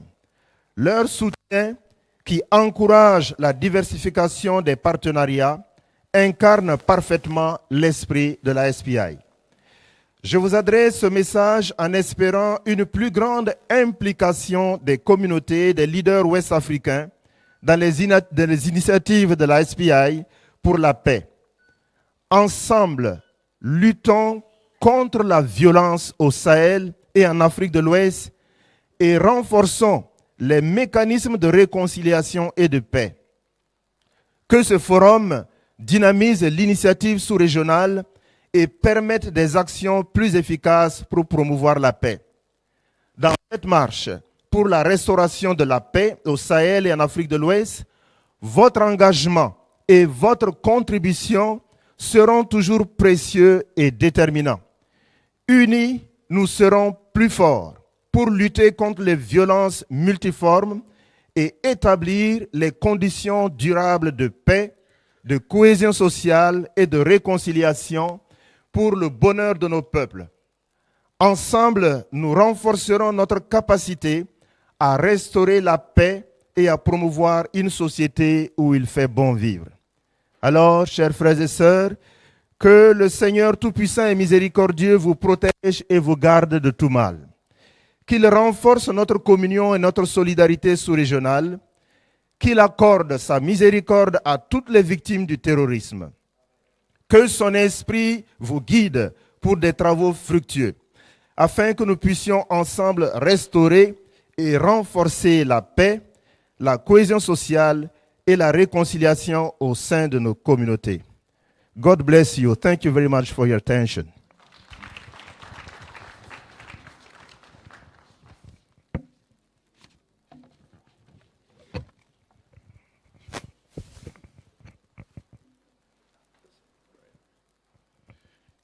Please, let's welcome Reverend Father Michael Kweku, Director of Governance, Justice and Peace of the Ghana Catholic Bishops' Conference and Chaplain to Parliament, Catholic Chaplain to Parliament, to help us, those of us who couldn't appreciate the French.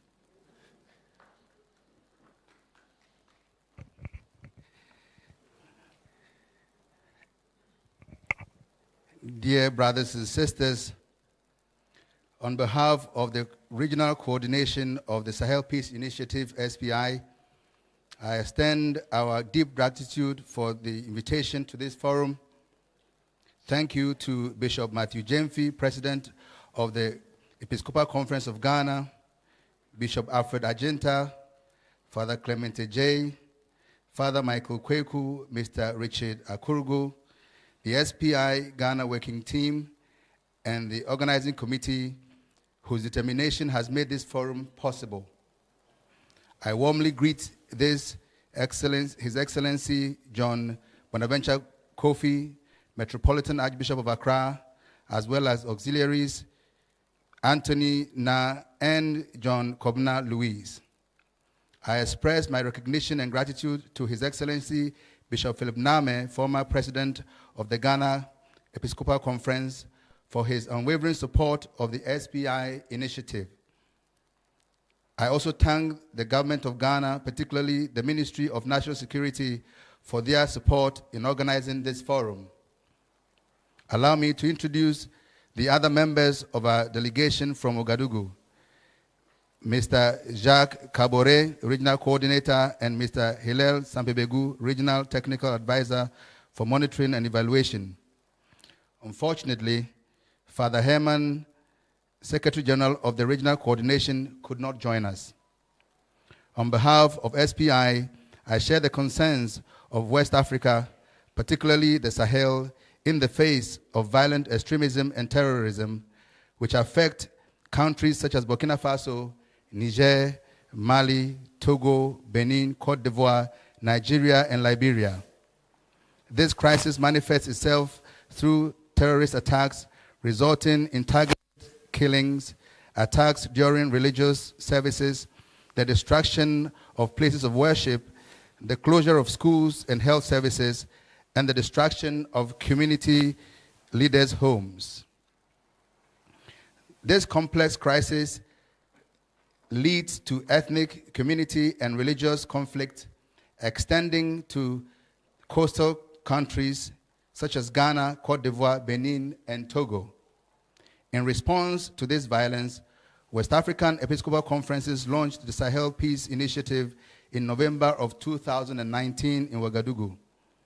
This call to action aims to promote human dignity with everyone's commitment. Initially, observers, Cote d'Ivoire and Ghana quickly joined the fight against increasing violence.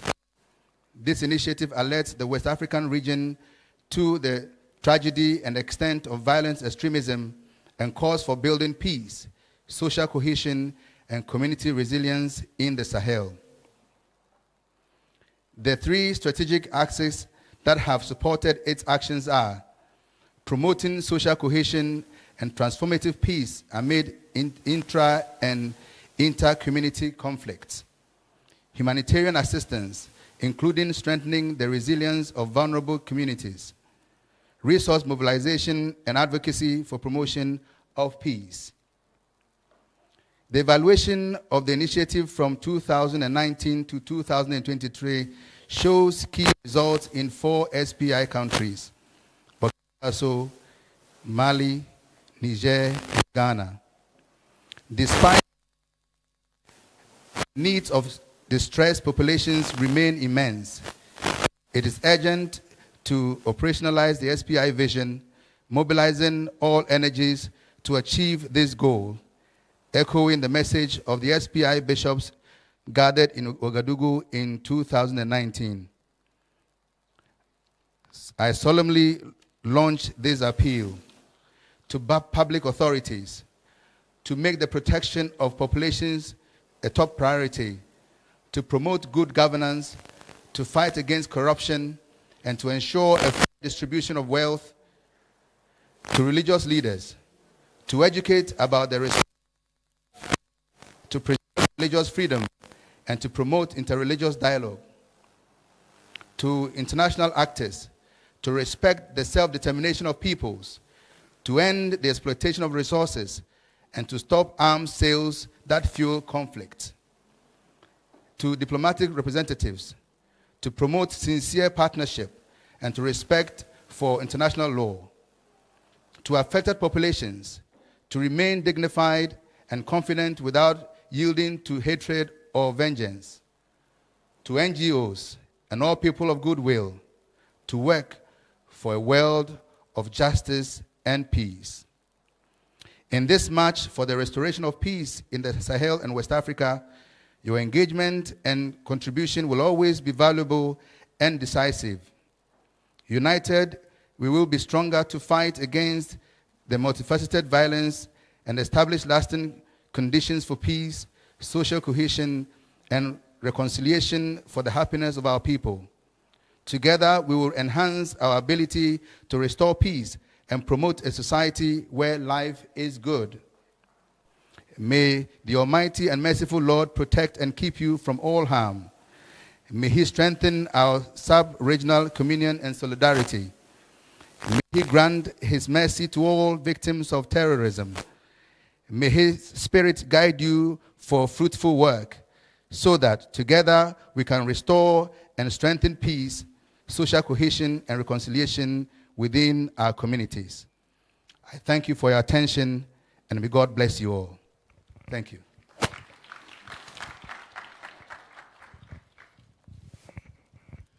Thank you, Father. Now, for those of you who had doubts what you were hearing, now you are clearly banished any misunderstanding. And once again, I'm happy we are on course with time, and we will now, in the next 30 minutes, I hope we could do it in 20 minutes, look at how we could leverage the gravitas of the church. And I suppose when we say the church, we all understand what we mean. And other faith-based institutions in fostering social cohesion and peace in Ghana. It's very obvious to all of us in this country that if we enjoy the peace we enjoy today, and we have enjoyed for all this while, it certainly, centrally, is the church and other faith-based organizations who are largely responsible for the peace that we enjoy. So let's get to understand the nitty-gritty of that. The Reverend Father Clement Apignon will lead us, and I'm hoping that we will be very quick with this. Please, let's welcome him with a round of applause.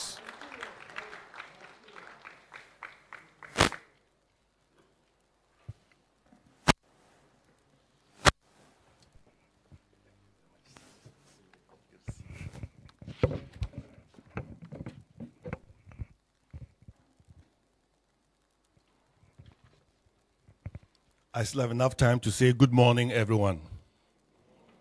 My Lord Bishop, Your Excellency, Nananom, Excellencies here present, all protocol observed.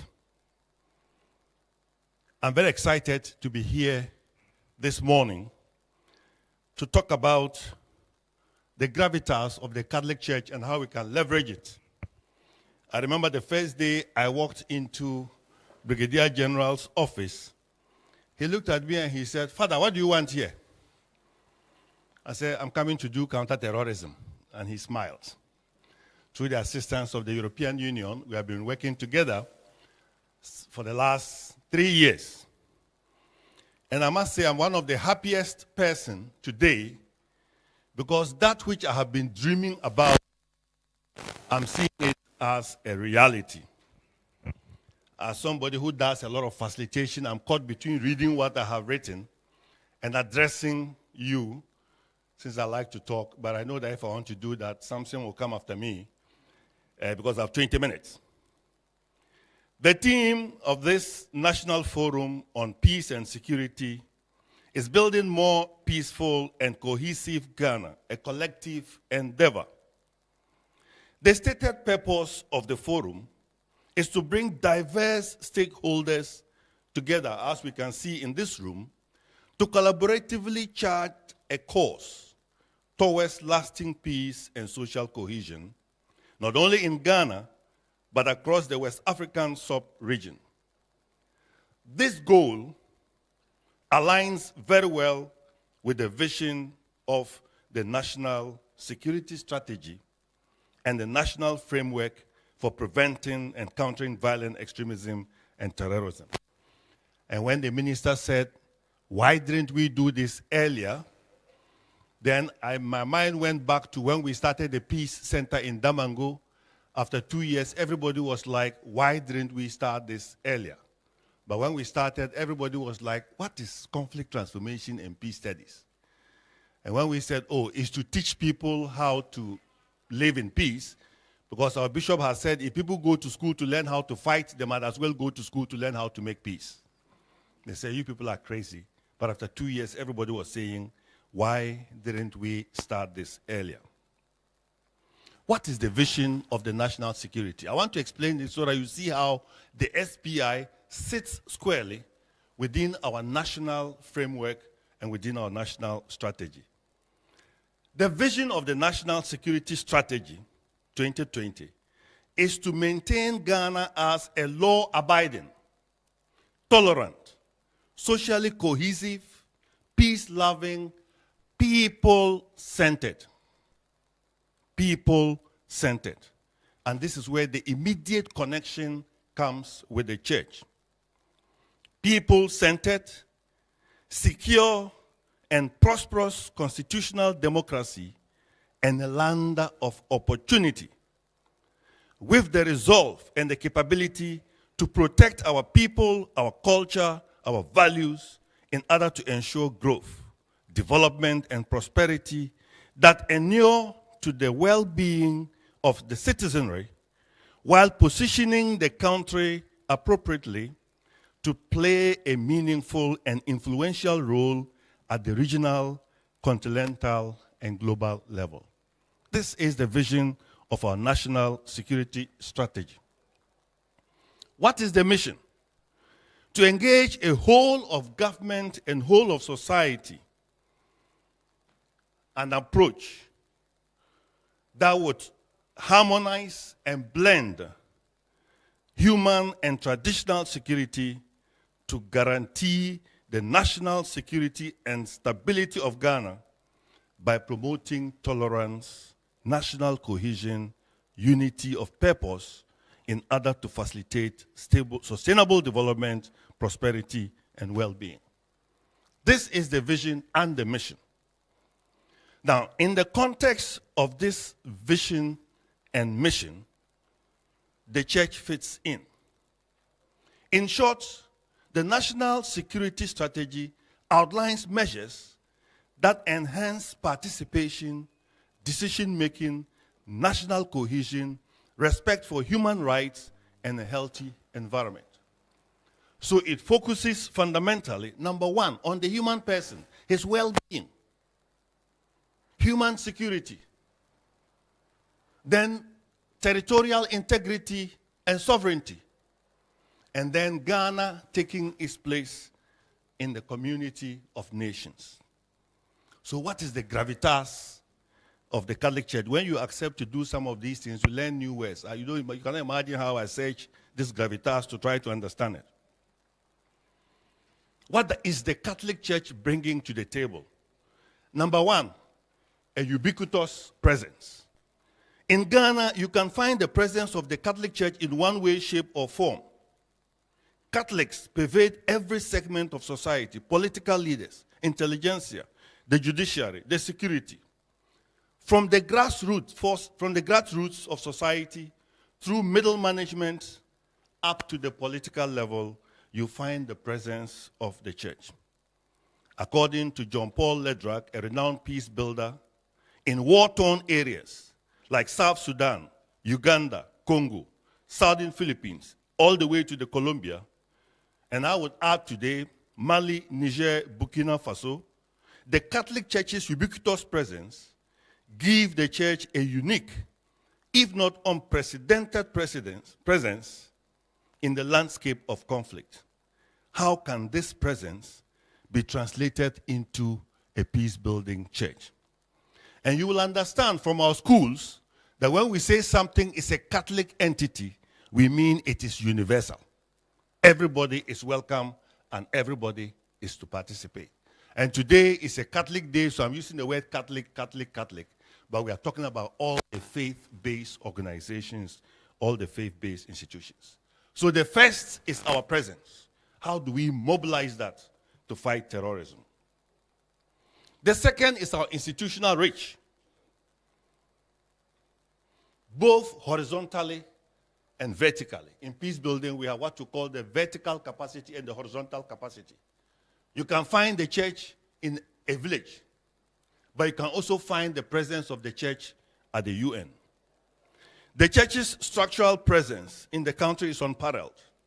From the community to the parish, to the deanery, to the diocese, to the province, to the nation, and to the sub-region, and to the continent. Then you now go international.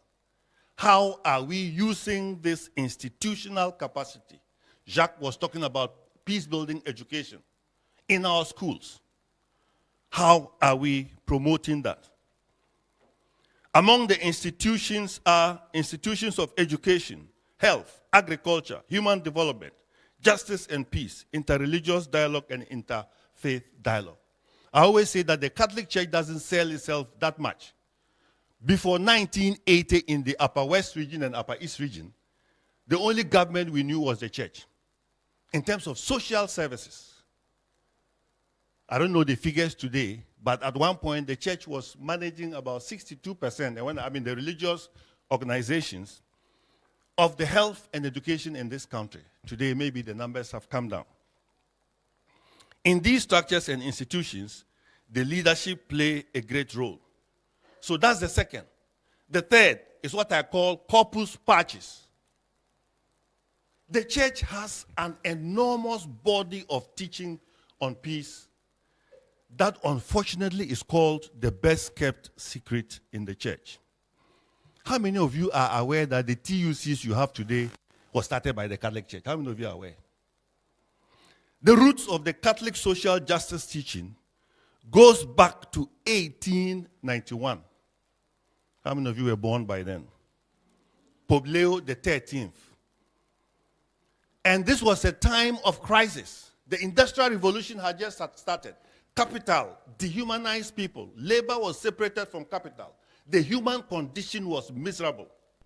It took the Catholic Church to stand up and say, please, in your industrial development, put the human person at the center. Make the dignity of the human person the beginning, the center, and the end. So the social teachings of the church, how are we making this known and using it to inform our politics? This document was picked up by Pope John the 23rd in his encyclical Pacem in Terris. The Latin people will help us. Peace on earth. This document. And from 1891 up till now, Hundreds of documents are there addressing every aspect. The unfortunate thing is that we usually use some very interesting language, dignitatis humani, on the dignity of the human person, religious freedom. So this beautiful body of teaching, how are we using it? And we have a lot of teaching on peacemaking.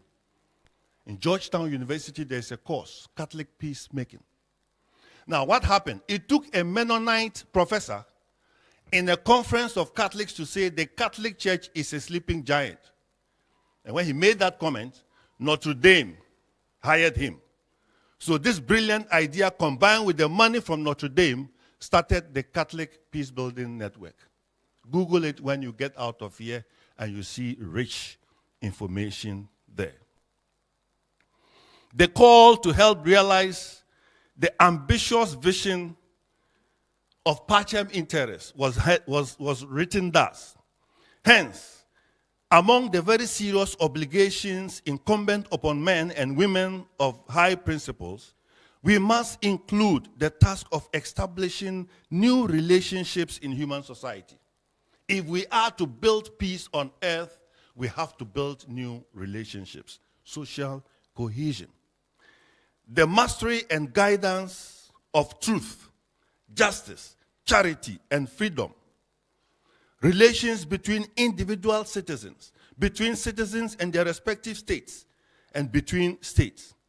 Finally, between individuals, families, intermediate associates, and states on the one hand, and the world community on the other. There is surely no one who will not consider this a most exalted task, for it is one which is able to bring about true peace in accordance with divinely established order. Dignitatis Humani, Declaration on Religious Freedom, promulgated in 1956, further goes on to emphasize this.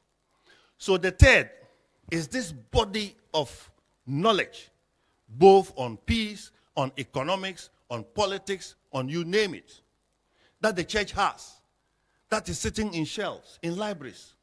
How can we bring it in this SPI to the doorsteps of the ordinary lay person that they can work with it?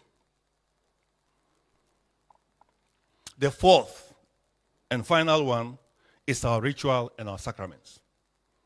Again, I mentioned John Paul Ledra because he was my professor, and he talks about reconciliation.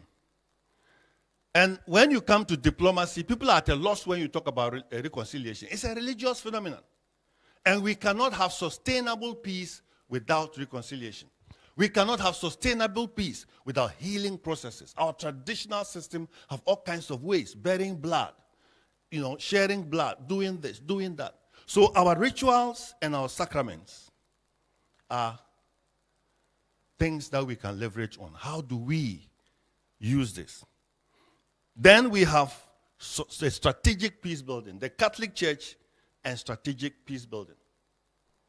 When we talk about strategic peace building, we talk about a peace building that is long-term. It's not a one-day affair. It's a long-term process, and it involves everybody. The Catholic Church has been involved in strategic building, peace building, in many ways. Let me bring it home to Ghana. I would like to bring this, and then we look at a few challenges, and I will conclude. In the 1980s, with the emergence of the cyclical conflicts and violence in northern Ghana, conflicts over power, identity, and resources, the church shifted from emergency relief response to violence to embarking on strategic peace building. And Catholic Relief Service was very strategic about this. They had been trumping about peace building until they found a bishop who was very, very interested, because the Diocese of Damango had just been created in 1995 and was after the 1994 Northern conflict. So the whole North was engulfed. And so for the diocese's strategic planning, peace building had to be a key area of evangelization. So together with CRS, they embarked on the first conflict transformation and peace building project, an experimental project. And the idea was to teach peace. Today, as I speak to you, 24 years down the lane, we have gone from people asking, what is peace building and conflict transformation? I heard the word peace building for the first time in 1999. I couldn't find any library in Ghana that had a book on peace building. So I've gone from people asking what is peace building to today where we have people with PhDs in conflict resolution and peace building, people in masters, with master's degree and various degrees. There was not a single university that was teaching peace. Today, almost all the universities have peace building program in one way, shape, or form. Apart from the Catholic Relief Service and Action Aid, there was no other CSO or NGO that had even peace building as a component. Today, look at the number of peace building CSOs that we have. Today, we have the National Peace Council, and it started with a small idea in the Catholic Church, and we took it up. I remember the first time CRS was very worried. How are the Muslims going to react? And when they got to the place and saw a place of prayer for Muslims, they said, this is truly a place of peace. I've been there at the beginning, and I've seen this grow. Secotabs has intervened in every single conflict in the north that you can think of. But you know why? I come down to the challenges. So my question is, why is the church not in the forefront? When I was in Secotabs, to get $20,000 to work was a problem. Then, ambassador came along. The EU had a project. USAID also had a project. They came to Secotabs, the team that was going to implement the project. And we suggested work with CSOs, work with the regional houses of chiefs, work with the peace councils. They asked me, would you be willing to lead this project? I spoke to my bishop. So I went from 20,000 to 2 million euros. And after the 2 years, I now have 5 million euros for 18 months. We have translated the Chieftaincy Act, an abridged version, into 8 different languages through the support of the EU.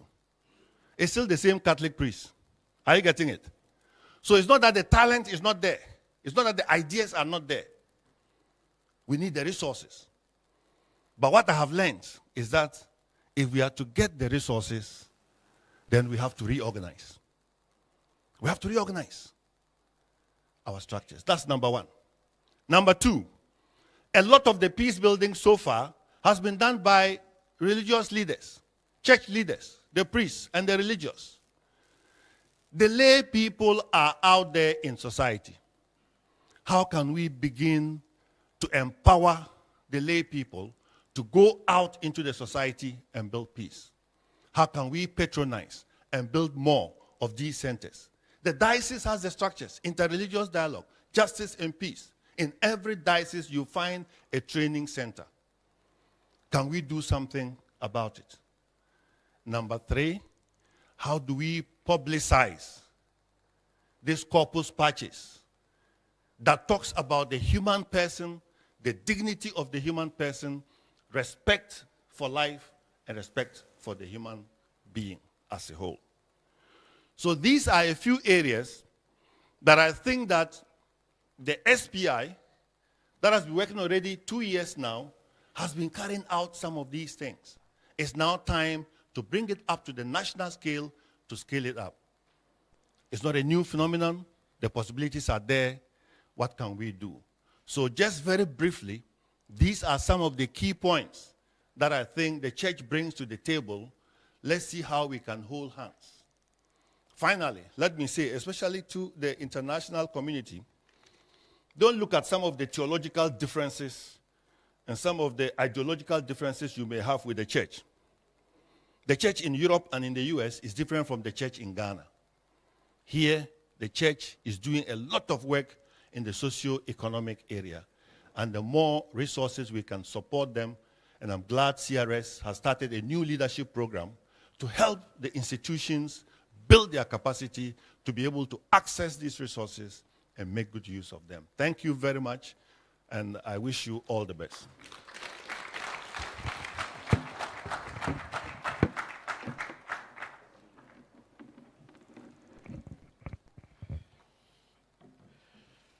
I've met Father Clement at many places, and he qualifies for the term peacepreneur.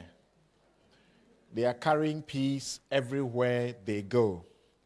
And in one of the NCC's dialogues, I moderated that on the same subject matter of terrorism and extreme violence.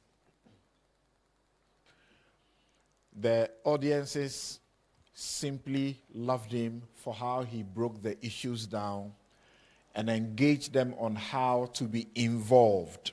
Please, let's put our hands together once again for him.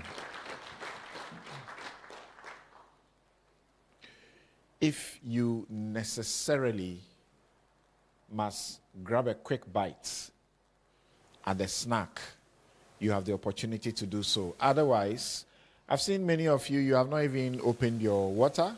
Water is life. Please, you should be drinking the water. Otherwise, take a sip and let's get ready for the next session and the very final session, which is the panel discussion, exploring the dimensions of social coaching in Ghana. We will plead with Your Excellency and my Lord Bishop to leave the high table for us now, for our panelists. Yes, you could have a medical situation which requires that maybe you didn't do anything, take anything at home before you got here. That is not an invitation to everybody to walk out, please. There's some snack. You can razzle a quick bite and return. I'd like to invite our panelists to the front here. And if you're moving out, please do it very quick and return. Don't take too much of it because lunch will be served shortly and you may not be able to eat lunch. All right. Shall we together welcome our panelists to the podium? Our panelists. Dr. Tim Batabana, please take your seat here. Augustine Owusu of the Kofi Annan International Peace Keeping Training Center. Theodora Anti, Executive Director of FOSDA. Mutaru Mumuni Mokhtar,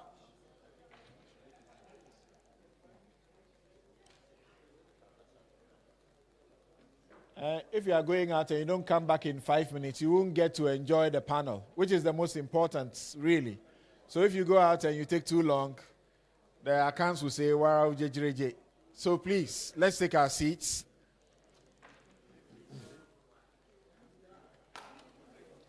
Yes. Ahmed Barry.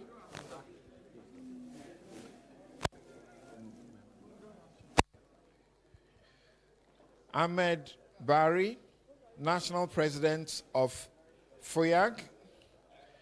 And here in our midst is Ekwamwa Asari Boateng, who is Deputy Commissioner in charge of operations of the NCCE. They have been doing this thing for a very long time. Thank you very much.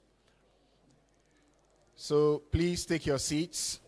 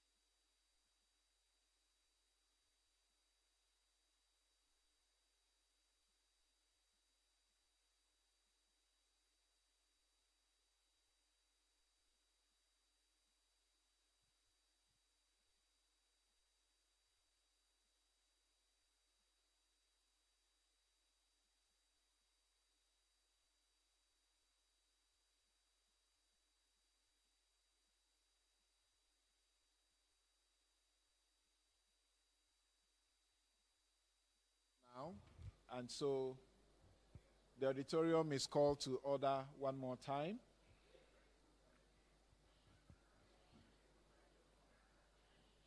We'll begin with preliminary commentary by our panelists. And on the question of strengthening Ghanaian social cohesion against radicalization, violent extremism, and terrorism, we would like to hear from Dr. Tim Batabana. How would you define social cohesion in our Ghanaian context? What will be the historical and cultural factors that have contributed to Ghana's strong sense of national unity, for which we have to do everything to protect?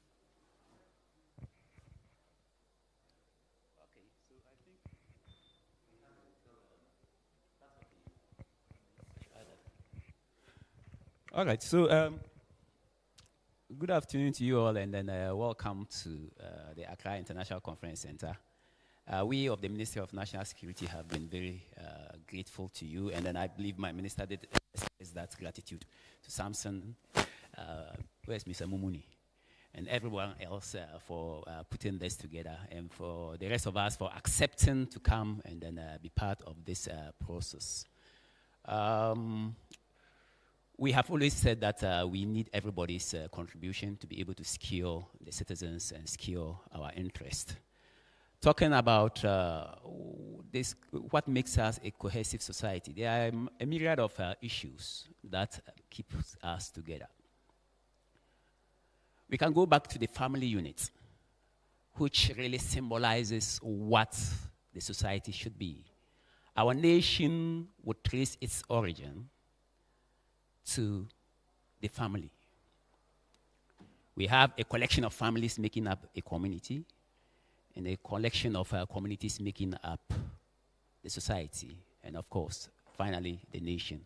And even when you are stretching it to the West African sub-region, the countries would always trace their basic roots to that of the family. Keeping the family together, strengthening the family, therefore means that you strengthen what you require in terms of cohesiveness.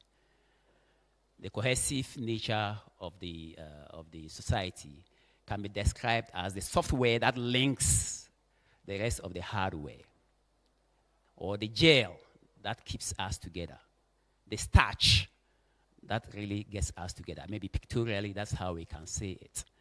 Your computer has several parts. It has the CPU, it has the screen, it has the mouse, and then the keyboard. They are useless without the software. The software we really have is that element that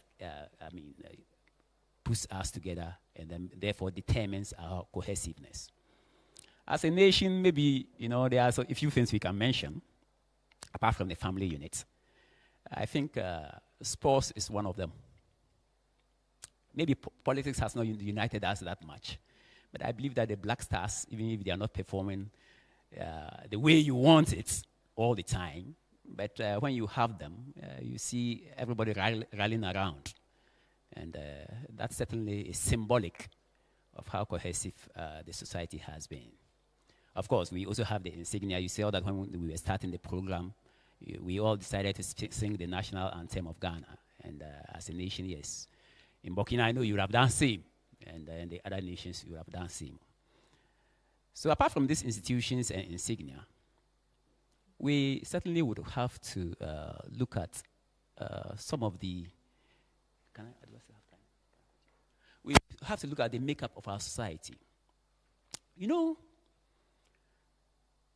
Almost in every town in Ghana, you have what we call the Zongo. There is so much value to learn from the concept of the Zongo. In that Zongo, you have chiefs. In that Zongo, you have people who cater for persons who may be almost lost. You travel to Accra, you just have to remember your ethnic group. You get to a Zongo, and there's somebody waiting to receive you. the value of the Zongo also goes beyond that. For those of us with all humility who work in the security sector, yeah, there's petty thievery and whatnot that takes place from time to time in Zongo. Their doors are hardly ever locked, but they are some of the most secure communities that we have. It may look banal, but there's so much to learn from that communal spirit that you have in Zongos. Remember that we are talking about how to strengthen our cohesiveness. So we have some values we must never jettison. And you see it. We used to have, what do you call it? TV tray. Are they around? We used to have music. Wait for a Nima boy or one of the Zongo boys to be a contestant and get into the gallery. The energy, positive energy of support is just unimaginable. It is not a fluke that when you have people like Mohammed Kudus and Kuru Kaman, they still want to trace their roots to that Zongo. So the spirit of the Zongo, please study it. Draw some lessons from it. Use it for your family. Use it for the association you belong to, whether it's the church, whether it's a football club, or whatever society you may belong to. Let's take the positives from it. It's been part of our DNA, and I believe it will remain a part of our DNA for a very long time. We have gotten to a point where we have realized that the best of the universities, the best of the war colleges, haven't given us the desired solutions to this threat of violent extremism and terrorism. They have helped in mitigating it. They have helped us in understanding it a bit more, and we appreciate that. But in our context on the sub-region, and I believe that the evidence is there to prove, that is not the strongest of the militaries that is able to prove a bit of resilience for the countries that have been attacked or those not yet attacked and the like. So at times, we have to really look within ourselves and see what are our natural instincts to keeping together. One of the things I would like us to also avert our minds to is our use of everyday language. Our use of everyday language. How conciliatory is my language when I speak to my office mates?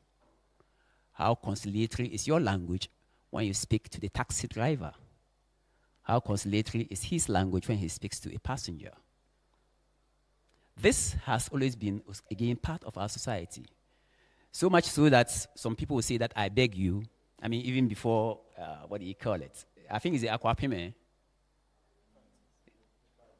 Okay, me pacha say, I won't continue. This is unique. It's unique to us. Let's not lose sight of it. Let's not lose it. Let's do all to retain these little things that have made families thrive. And when you have thriving families, then you can say the community is a thriving community. You can say the society is a thriving one. And then beyond that, that your nation is cohesive. So you cannot have a cohesive nation when you don't have cohesive, families. That's why we in the Ministry of National Security, we never want to run away from the fact that we need all of you, the churches, the traditional leaders, in fashioning out this. Because we believe that you can't legislate cohesiveness. You can't. We can't force you to love your neighbor. But maybe the priest may be able to preach to you to love your neighbor. I would like you to tie in with that. What are the risk factors? Having identified, chieftaincy, family, sports, and politics not helping us so much to bring us together, to bring cohesion, social cohesion, what you call the starch, the glue. What are the threats? What are the things that exist that pose a threat to this cohesion that we have? Samson, unfortunately, I'll have to hit your fraternity a bit. You know, Samson is a lawyer, and justice is good. And we must all seek justice at all times. Father Gregory is also here. He's also another lawyer. While we seek justice from our quarrels in our families through to everything else, and we choose to use the adversarial approach to it. It fragilizes our society. It weakens the cohesiveness that exists. We don't have an option. It's a chosen approach we have in our society, and it must be used. But there are alternatives. If we look more on working and accepting restorative justice systems, most likely, just most likely, the cohesion that exists between us may not be too much disturbed. If we will favor a bit of alternate dispute resolution measures, possibly we could still get justice, but people will reconcile beyond that. We have major conflicts in this country that we see have stopped or have been resolved. But from where you sit, especially Samson, and then Father Gregory, you know that there has not been reconciliation. So don't be surprised those same conflicts erupt in the next 15, 20 years' time. If there's reconciliation, then pull out those deterrent deployments you have done with the military and the other elements there.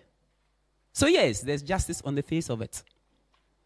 But because the adversarial system was used, the cohesion has still not been reestablished. And that's why when I was talking about language, that our language must be seen to be reconciliatory, not just for the purpose of it, but to address some of these underlying issues. We also agree that urbanization and industrialization have brought, and of course, the maybe globalization with the media and everything, has also threatened some of the bases of our cohesion. The family values may not necessarily be the same as they used to be. The techniques that our traditional leaders used to advance peace and justice in society may not necessarily be what they used to be.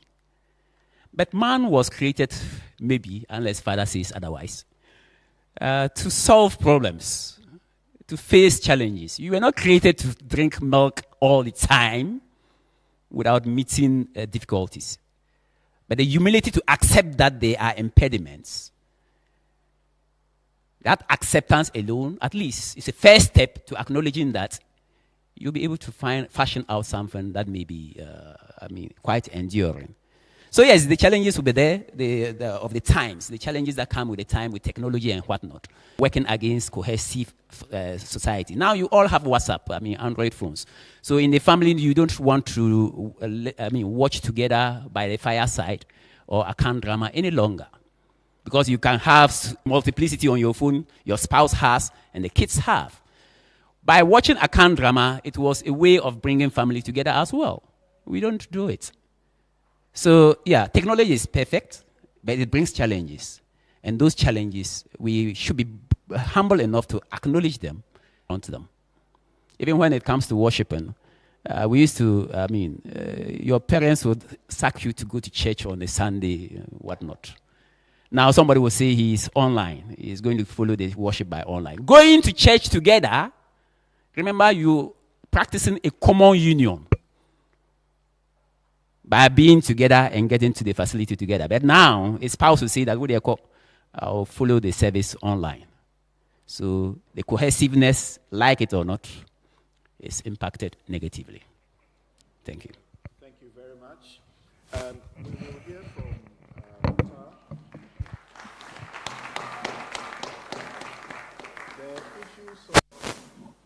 marginalization, radicalization, extremism.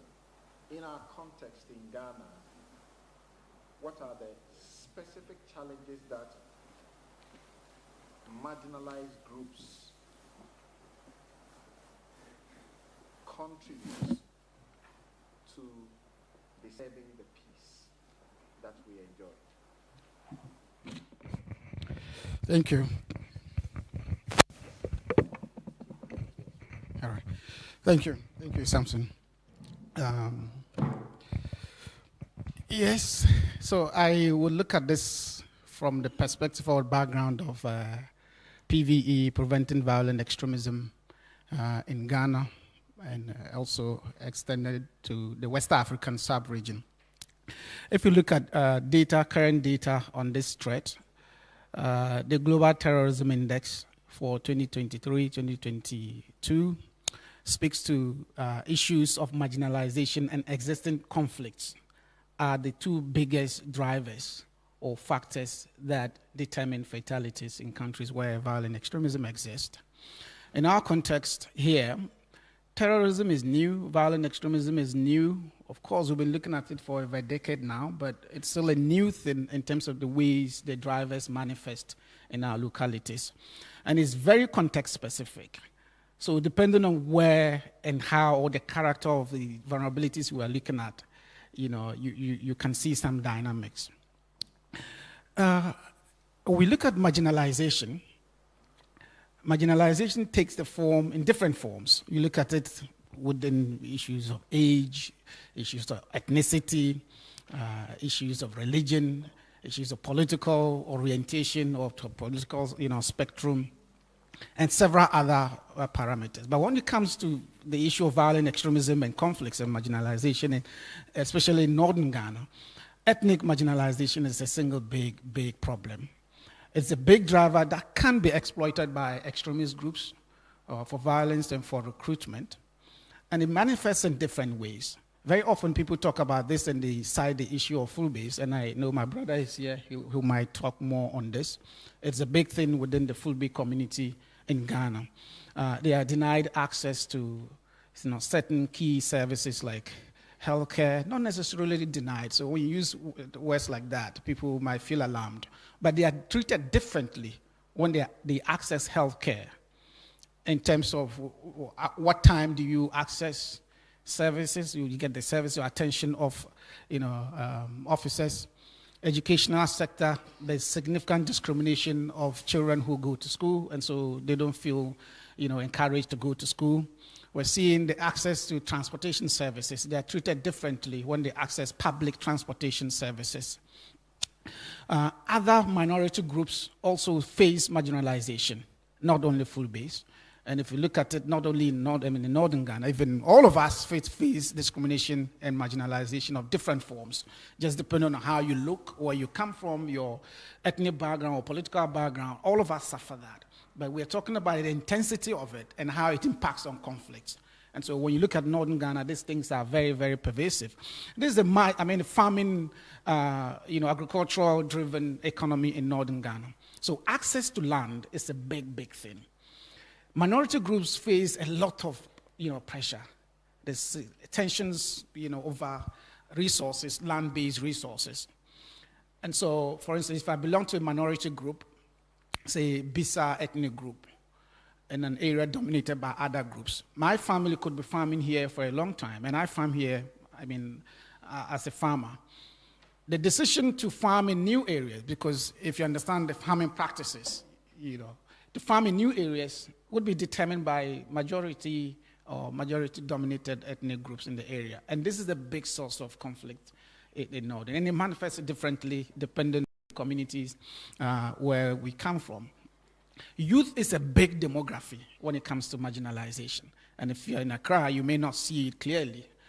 But many parts of the country and beyond, it's a big thing. Youth suffer discrimination and marginalization in terms of the effort they put into, say, entrepreneurship, business, or initiatives, just seeking to live out their dreams of making or creating jobs or building businesses. They are treated differently just based on the fact that they are young people. Young people have dreams, they have aspirations, and yet they are not treated the same way as adults and people who have lived in that space or existed in that space for long.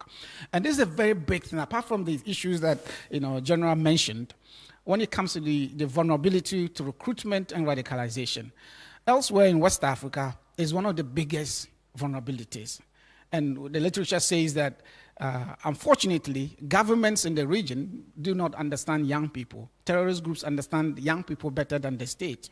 They understand their vulnerability, they understand their aspirations, and they're able to take advantage of these aspirations and then, what they aspire to do, and look at the specific vulnerabilities around young people and weaponize these grievances to recruit them and to engage them in terrorist violence in the region. So generally, I'm trying to be broad enough because of the time. These are the things we're looking at.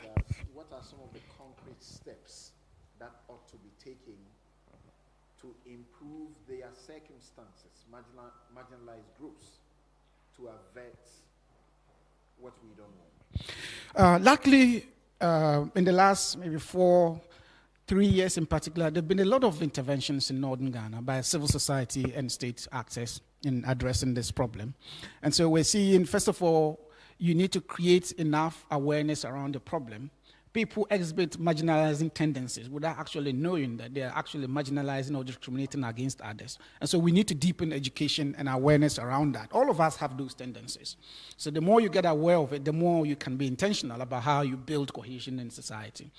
And General talked about language, the language we use is so important, even in settings like this. Language shapes behavior. So the way you say things about others, it shapes the way people act or feel about how you interact with them. And so we need to do that. We need to be very, very active. I mean, in terms of practice, we have to be very practical about the way we do these sort of things. And we're seeing that this problem is not only to just young people or actors in this space. We need to look at it, the whole of society approach, like our leaders.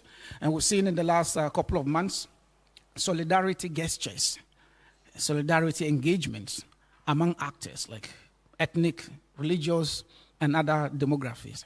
We saw the Yagbonra of, the Gonja traditional area visit the Nairi of Northeast. This is the first time in the history of these two kingdoms, or these two traditional areas, that this thing has happened. And it happens in the back of a reality of conflict between them, between the two regions and their traditional areas. We're seeing that followed up by another gesture, a previous one to the Yana's palace. Those are very, very important things that can help, deepen the culture of cohesion, tolerance, and understanding amongst us. And we need to build that into our educational curriculum to ensure that, like General mentioned, it has to be very practical, intentional, and from the ground up. And that's the way we can build sustainable societies. Thank you very much. Eloquently said.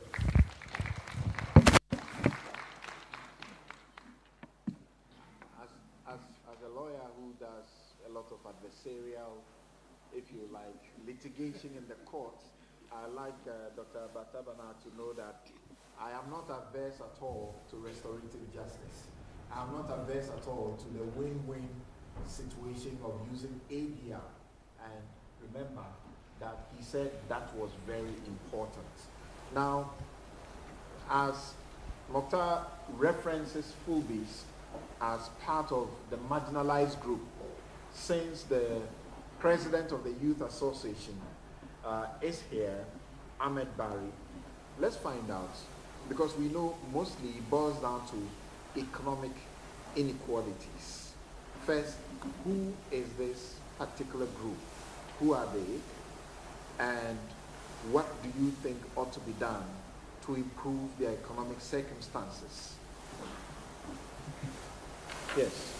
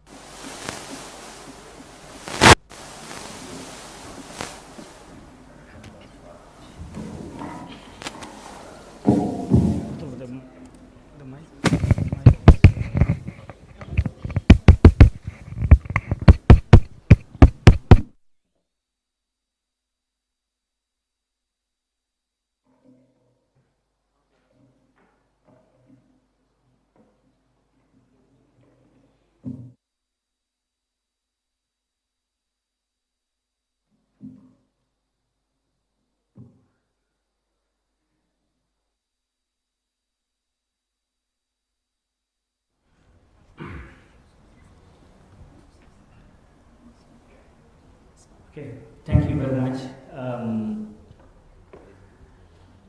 Lawyer, I think, first of all, we all know in Ghana today, Fulbe are the most marginalized groups in Ghana, if not number one, number two.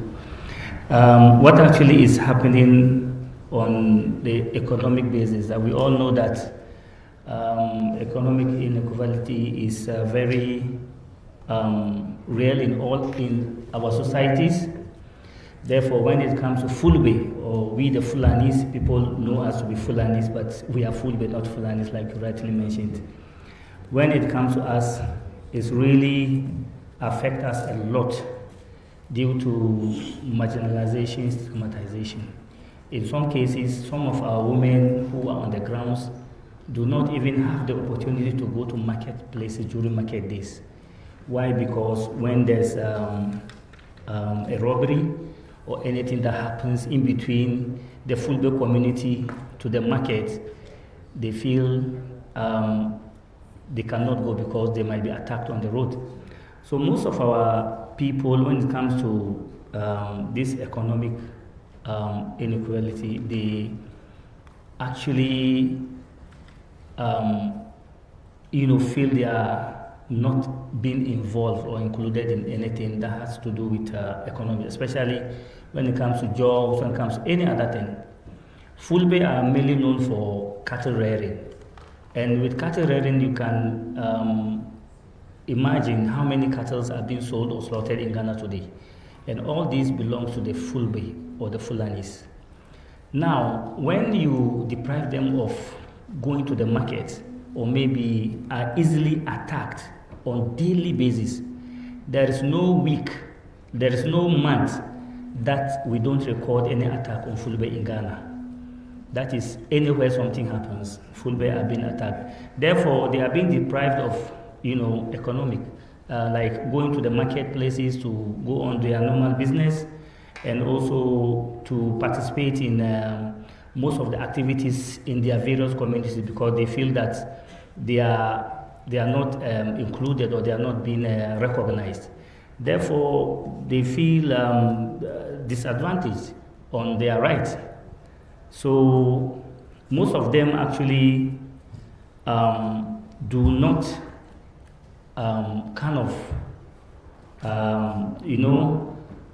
think that they are being involved. Therefore, most of the youth, especially the Fulbe youth, most of them, they are being picked up by this jihadist group, I should say, or this extremist group, to take their advantage, because they don't do anything, they don't work. And they are always being attacked, the animals are being killed, day in, day out. You can imagine for the past 2 months, more than 700 cattle have been shot dead in Ghana by, groups of people and all that. So they feel, especially the youth, they don't have anything to do. Therefore, we are living in a community whereby the Fulbe feel that they are being sidelined, or we feel like we are the second class of citizens in this country. Explain to us, why will a Fulbe be attacked unprovoked? We know that prejudices exist that lead to discrimination, because there are stories that are told about how, while they are, taking care of their cattle, they engage, alleged, in violent conduct. So why at all will anybody attack you without any provocation? How can that be stopped? So let me give an example. Last 3 weeks, there was someone who claimed was attacked by a Fulbe. He doesn't know them. He was just attacked and butchered in Pandai. So this was what happened. All of a sudden, a group of young guys organized, and then they went straight to attack the Fulbe chief's palace. That the person they suspected attacked their fellow is a Fulbe. Meanwhile, it's about 5 kilometers away from his home. Now, it didn't just stop there. Information spread all of a sudden. The youth extended it to Oti region to attack Fulbe there. So what will cause all these things? It means that people are taking advantage of Fulbe whenever something happens, they feel like it's Fulbe that caused that particular crime or something. So what should be done? What should be done is at least we need to do a lot of sensitization within our communities, especially from traditional chiefs, our politicians, our various groups, tribes. We all need to come on board to make sure that we take this stigmatization out of people's minds, because this is actually what is killing the Fulbe today in Ghana. And besides that, something can happen maybe in Accra here, and then you find out that Fulbe are being attacked elsewhere. People take advantage to attack them. This is not about, this is about tribal attack. And because of what is happening in our various neighboring countries, people actually have the perception that every Fulbe is a terrorist or every Fulbe belongs to that particular group. Meanwhile, it is not so. This is the perception we have, and it is very, very dangerous for our country, because most of our youth are also beginning to put their mind in there, because these people end up contacting them that why do you allow people to attack you unnecessarily? So these are some of the things actually we need to do. Thank you. Thank you very much. Thank you very much. That's rather revealing.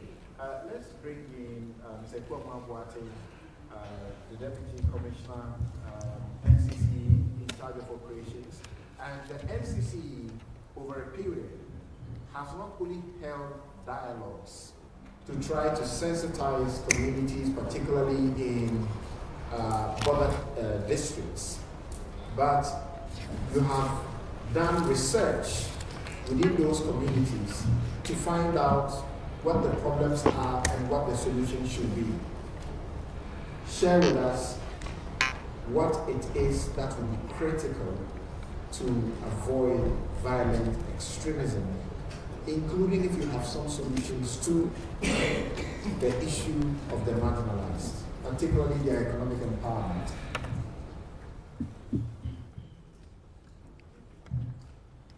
Thank you, Samson, and good afternoon once again.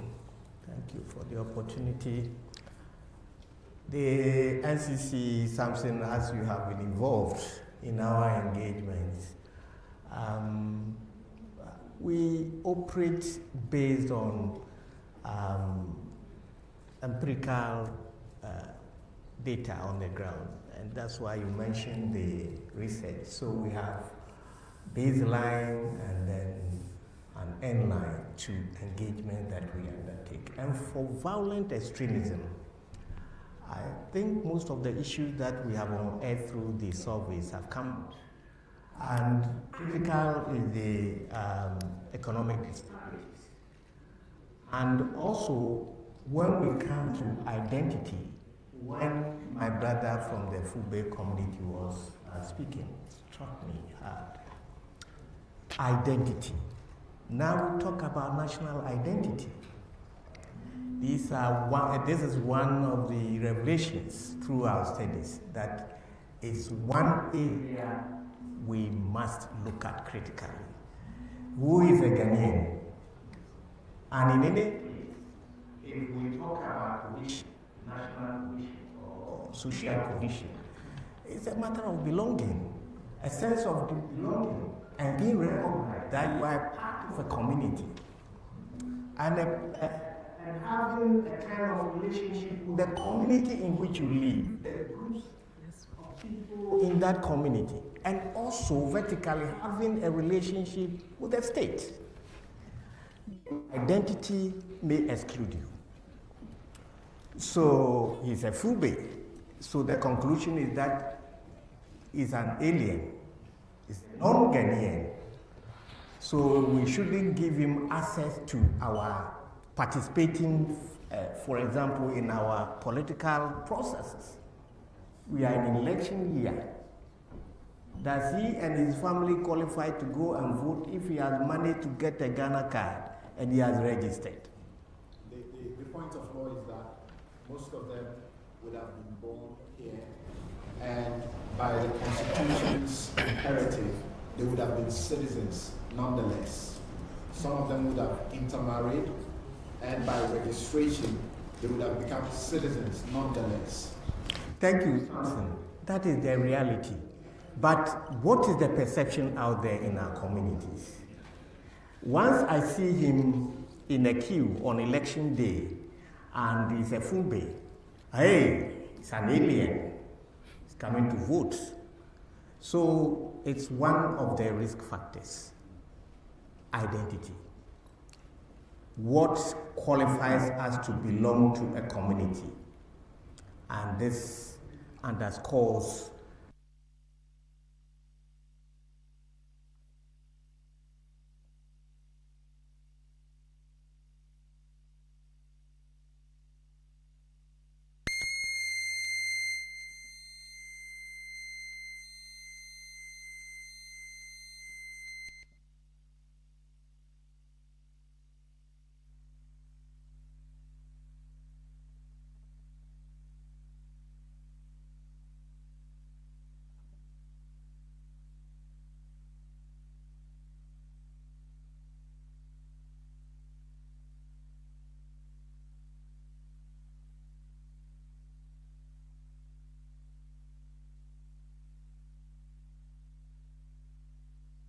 the rulings were upheld and we got together once again.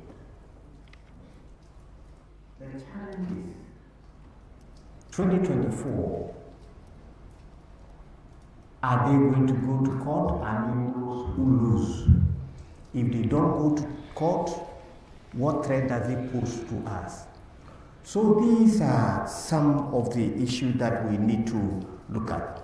Also, our study also has brought out a lot of issues about civic engagement.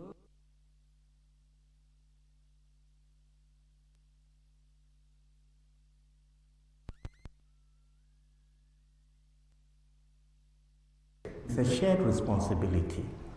And the difference between us and the other actors is that we are sponsored by the state. Okay? But because of lack of knowledge, because of low level of awareness,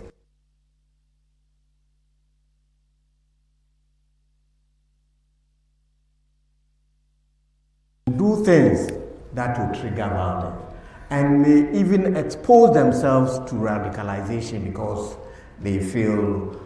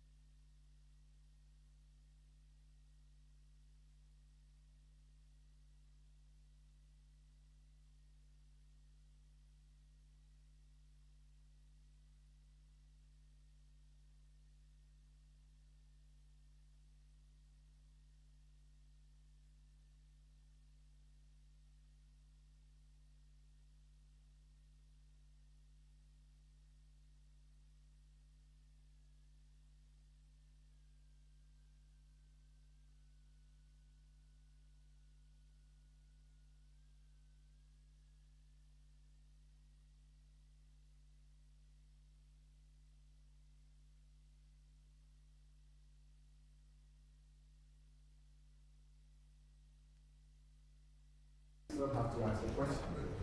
Would you say the NCC has done or is doing enough?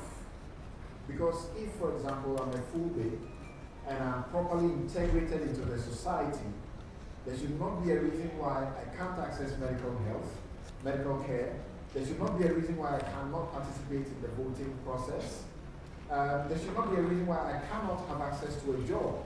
And even education becomes an issue. My good friend Umaru Sanda is such a shining example. Yeah. So what have you done? Have you failed somewhat? What should be done? Thank you, Johnson. The issue of a lack of resources is overflowed. So sometimes I shy away from talking about it because you meet very good people to engage and you go to mention that, and that is made the central issue. And especially my friends in the media, that is what they will highlight on. So sometimes I shy away from talking about it, but it's a reality. And governments, successive governments have failed this commission in terms of resourcing it to operate at a very optimal level. Successive governments have failed us. But that is not to say that we haven't been able to build capacity from human and material level to be able to have a foundation that will enable us to engage. So something what we do is to partner institutions, partner individuals, get influencers to work with us. And I think today I need to celebrate the European Union here. They are not here. They've left. I need to celebrate them. When it comes to violent extremism, for the past 4 years or so, they have been very supportive of the NCC, and we are making real impact. Brigadier General is here. His staff are always working with us, something you have been involved yourself. And I believe there are many more people here who are. Father Clement is here. Is one of our witnesses. So I wouldn't say that we have failed completely. We are doing our best. And the issue about social cohesion and the threat of violent extremism and terrorism and others, I believe when it comes to counting the successful partners in the field now, we will stand tall.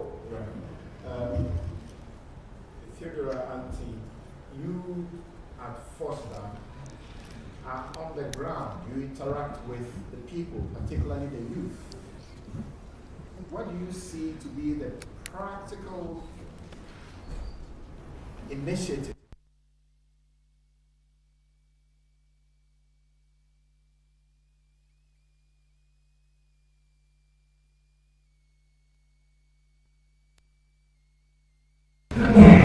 Thank you very much, Hussein, and thank you for marginalizing me.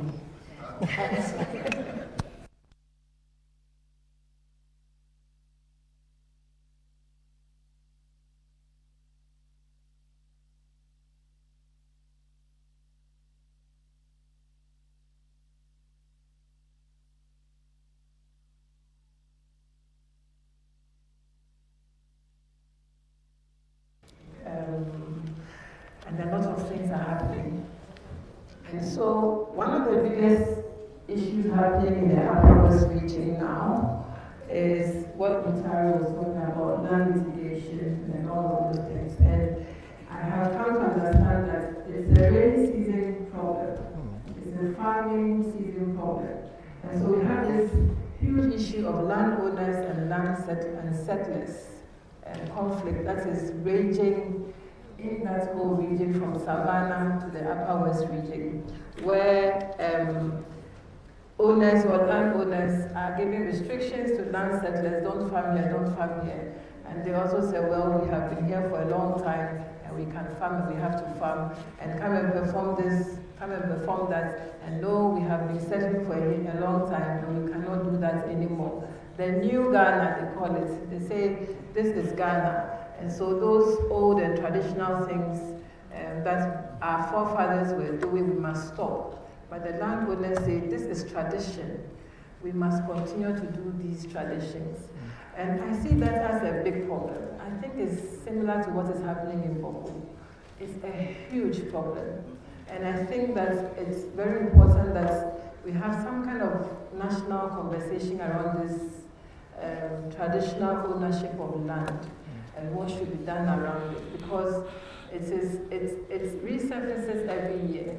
In Hamile, for instance, when I went there, like 4 or 5 days ago, somebody has been killed, and they have that people are killed on farms every day. And so I think that is a huge problem we need to look at. And when you talk about youth and youth unemployment, it's also another serious problem. Again, illegal mining is rife in the northern regions. We used to know illegal mining happening in Eastern region, Ashanti region, but now it is very rife in northern parts of Ghana. And I mean, young people, in fact, they actually think they are protecting the integrity of Ghana, of Ghana's borders. That's what they told me. They are taking over lands and mining. They say there is gold everywhere. It's a free fall. And so they are doing that, and if you see the black water, how it's so muddy, you know, and we are doing that and we are destroying our natural resources. And there is not much control, if I should say, around the things they are doing. I know the military is trying very hard to bring some kind of control and command around those things, but we need to do a lot more to provide young jobs for the young people. In Hamile, for instance, they tell you, we know a place in Burkina, when you go, they'll give you $200 and a gun. I mean, that's what they say. Also still in Hamile, you see, and one of the biggest challenges of the immigration at Hamile is what they call something like the Goro boys, the motorcycle guys who are bringing people in, bringing people into the country, in and out of the country, just taking some, and they actually force people. Oh, don't pass through the border, they'll charge you, they'll charge, let me take you. And then they pick them on the motorcycle into the bush and enter Ghana. And that is a very big worry also for the military. And when you talk to those boys, they say they don't have jobs. They don't have anything to do. And I spoke to somebody in one very strange place. I don't want to mention the name. And I asked him, okay, so what would make you stop this job? If you are paid, he said, if you pay me something like 500 cedis, I can't stop, I can't take it. But if you pay me I asked if I pay you 2,000, will you stop? He says, yes, 2,000 is good, I can stop this job. So they are looking for jobs. They are not looking for menial jobs or things that will get 300 cedis for like security jobs or something. But we need to create jobs for our youth. And as we trumpet free SHS, as we trumpet education, and young people are going to school, what do they do after that? Because when you're educated, it's difficult to go back to the menial job that will pay you 500 cedis or 300 cedis. They want something more. And the avenues you talk about are the same avenues where there is the potential of substance abuse, among other things. Once again, back to the question in this way. What are some of the short-term measures you think can be put in place, either by the state or by whichever stakeholders, because we are going into elections? One of the CDD's research showed that in places like Bunkuru, a family's wealth is measured by how much sophisticated weapons you have amassed for yourself. For what purpose? So, what are some of the immediate things that should be done?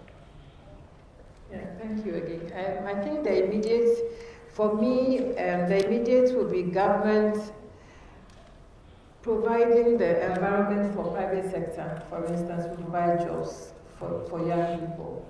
And that is crucial.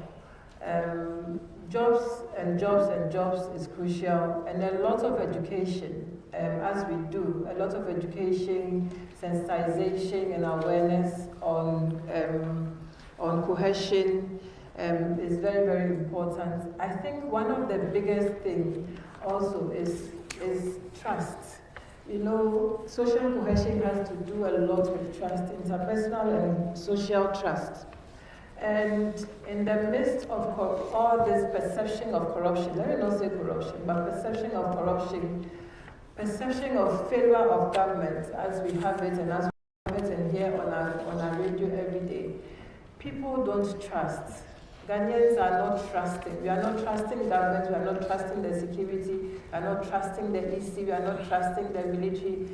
The lack of trust in the system is enormous. And so, as together as a people, from government to churches to religious, traditional authority and everybody, we must begin to build trust. And I think trust is so important that even without a job, even when you don't have a job and you know that the politician is suffering as much as you are suffering, you trust the system and you are able to do right. But when you see that somebody, as the guns will say, you know, somebody is chopping more than you, and you are putting your all in somewhere, but you are not getting what is your due, then you lose trust in the system and you take the law into your own hands. Thank you very much. Please a round of applause for him. So get ready with your questions or contributions, and you can name who on the panel you want to respond to your question, or if it's a contribution you have to, we'll request that you make it very snappy. Within a minute, you should be able to be done.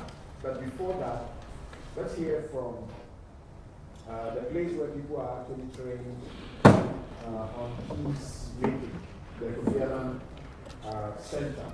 Augustine Owusu, having listened to your colleagues, everybody else, and the immediate avenue that could be exploited for acts of violence and extremism in the forthcoming elections, what do you think should be done to enhance confidence in the process such that it doesn't get the nation to slide? You heard the National Security Minister, he's concerned. Okay, having listened to everything, one thing I'm sure, and you agree with me, is that conflict is inevitable. Conflict within our society is inevitable. No matter what you do, there will be conflict. But how these conflicts are resolved will determine if there's social progression. Which means we have to also focus on conflict resolution mechanism. General said something that I want to use. That has to do with restoration. We have to start to focus a bit more on restorative justice instead of punitive justice. What do I mean by this? Whenever justice is meted out, what happens to the victims? Yes, you go through the formal system and everything. Sometimes, yes, someone goes to prison. But that person who is going to prison is also leaving behind family and friends, children. Who's going to take care of those children? So if there are more mediation and arbitration methods used to resolve conflict, I think it will enhance social cohesion. Another thing I'll touch on has to do with dialogue. This is done very well by traditional institutions, whereby whenever conflicts are being resolved, people are allowed to listen to each other. And when I say dialogue, I'm not talking about in cases where people actually listen to respond, but not listen to understand. When conflicts are being resolved, when there's a dialogue, people will actually understand where everybody is coming from. Because no matter how similar you think our ideas are, there are differences in whatever we do and we say. How are we using our shared cultural practices also to encourage social connection? Festivals.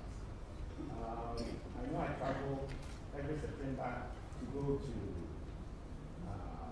Victoria Worship. And then you see so many different people in different communities. how are we advertising our festivals in all the different societies to ensure that there is bonding and bridging amongst our societies? I think I will invite this time your questions and your quick comments. As I said, you can identify who's responsible. So you put your hand up, you tell us your name, and if you're coming from a specific group, you mention the group, all in 1 minute or less. So the lady just by the camera. Thank you very much. Dr. Asisbada, I'm the Secretary from the Barrier Conflict Resolution Center. Yeah, I have quick issue. One, we've been hearing of, this is going to the Fubi's speaker, yeah. We've been hearing of rape, destruction of farms from our Fulani counterparts, as we spoke about. Is that not responsible for the issues that you are presenting about the violence that emanating from the youth in that sense? Then the second one, to the violent extremists. I don't know the name very well, sorry about that. Yeah, recently we saw a WhatsApp message of a community destroying tables and chairs that have been presented to them by, it was a donation, I'm not sure who donated it, but they were destroying that because they were not getting network, and they feel they need network more than tables and chairs for the children to sit on. This kind of violent or action, how do we deal with it? How can we get rid of it? Because the such things are becoming too rampant in our community, and I think it's a threat to us. Yeah. Next, okay, so was it you? Okay, go ahead. Thank you. Something about the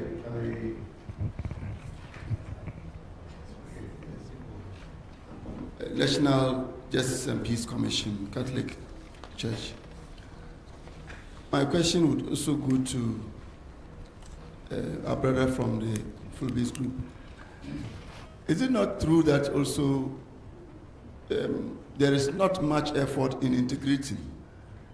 I mean, most of us rose up to be familiar with Fulanis in Ghana, but you find Fulani communities settled mostly outskirts.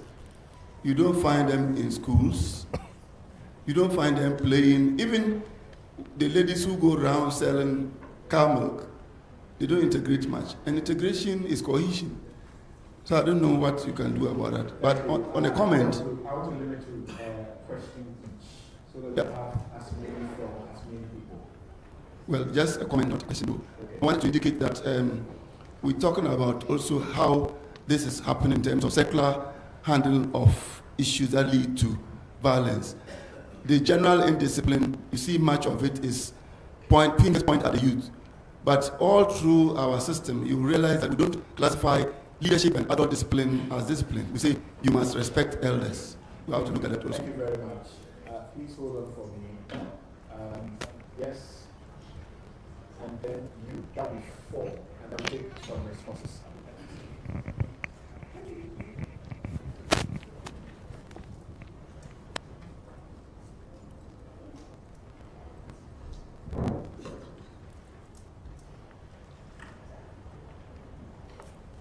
Hello? Yeah.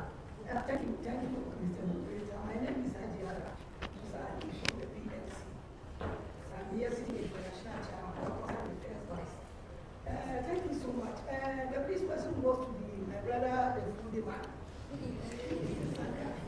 Listening to his comments, in fact, it's very, very unfortunate. Because according to him, about more than 100 councils office, the youth office, tried to destroy short men. I just want to ask, he reported the case to the relevant institution to take up the case. If yes, what was the outcome that has been given to him? If no, then he should do that. He should report the case to police and see the action that the police will take. Because we are believing that without justice there will be no peace. And without peace there will be no security. Insecurity will threaten our nation. So please, thank you very much. Follow up what is Thank you. Yes. The gentleman whose hand is up. Yes. Very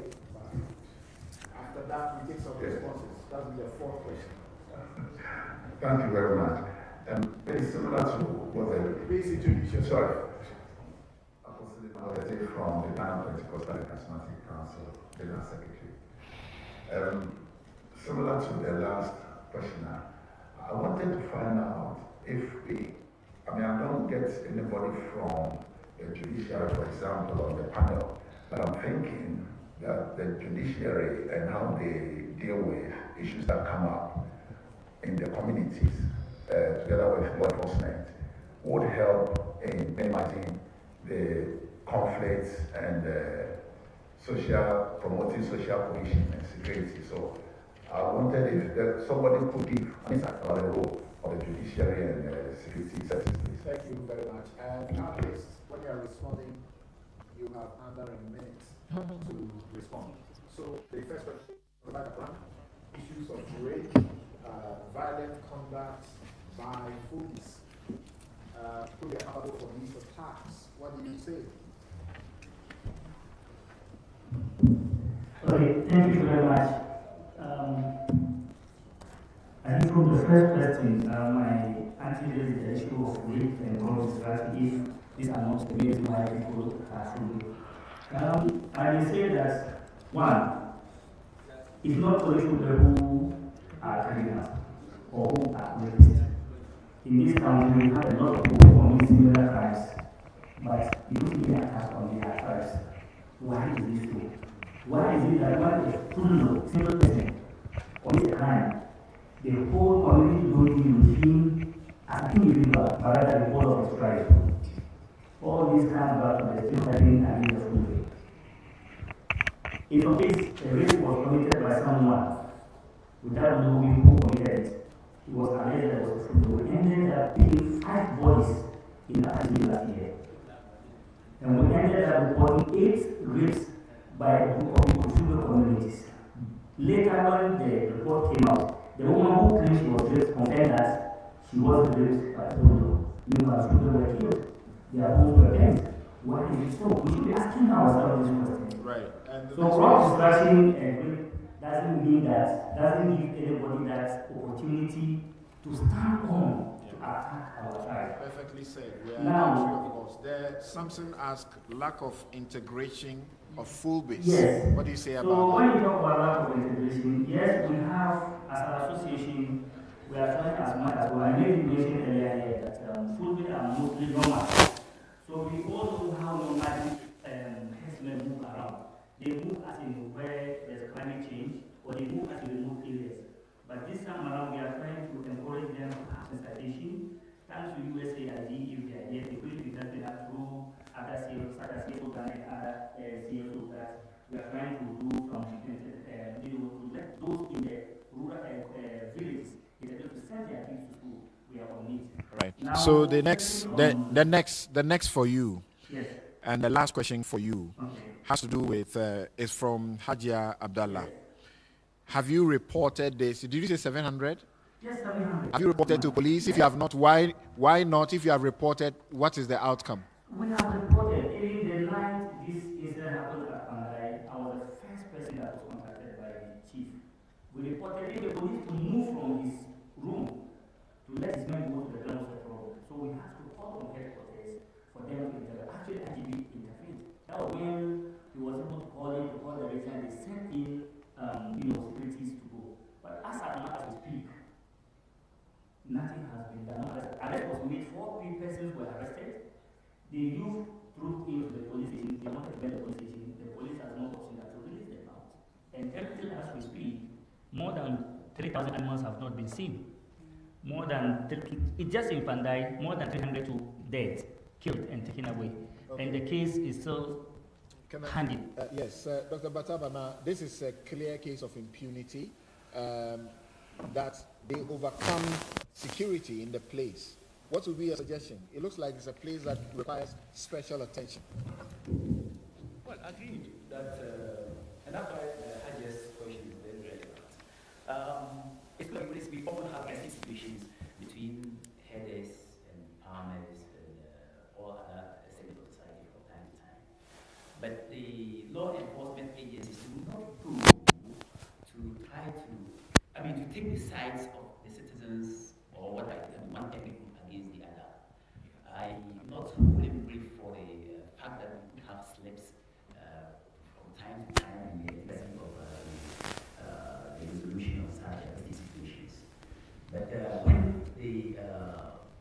the breach of the peace there is reported to the law enforcement agencies. Remember that. It's not everybody in law enforcement agency that knows to try to that.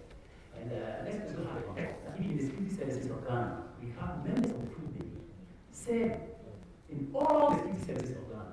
Okay.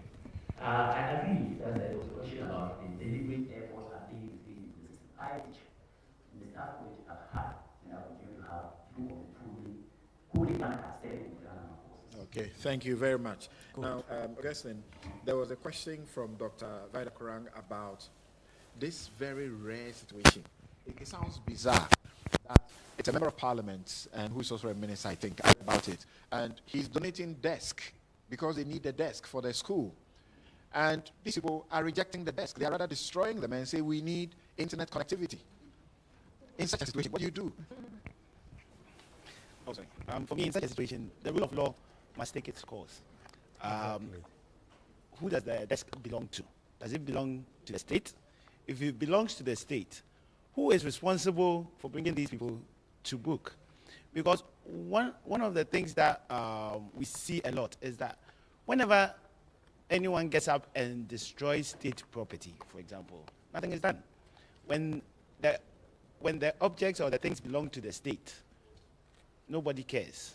Someone has to care, and someone is in a position of responsibility to address this. So that person has to address it. And let me say one last thing. A lot of the time, we like to have responsibility. But the other side of responsibility is accountability.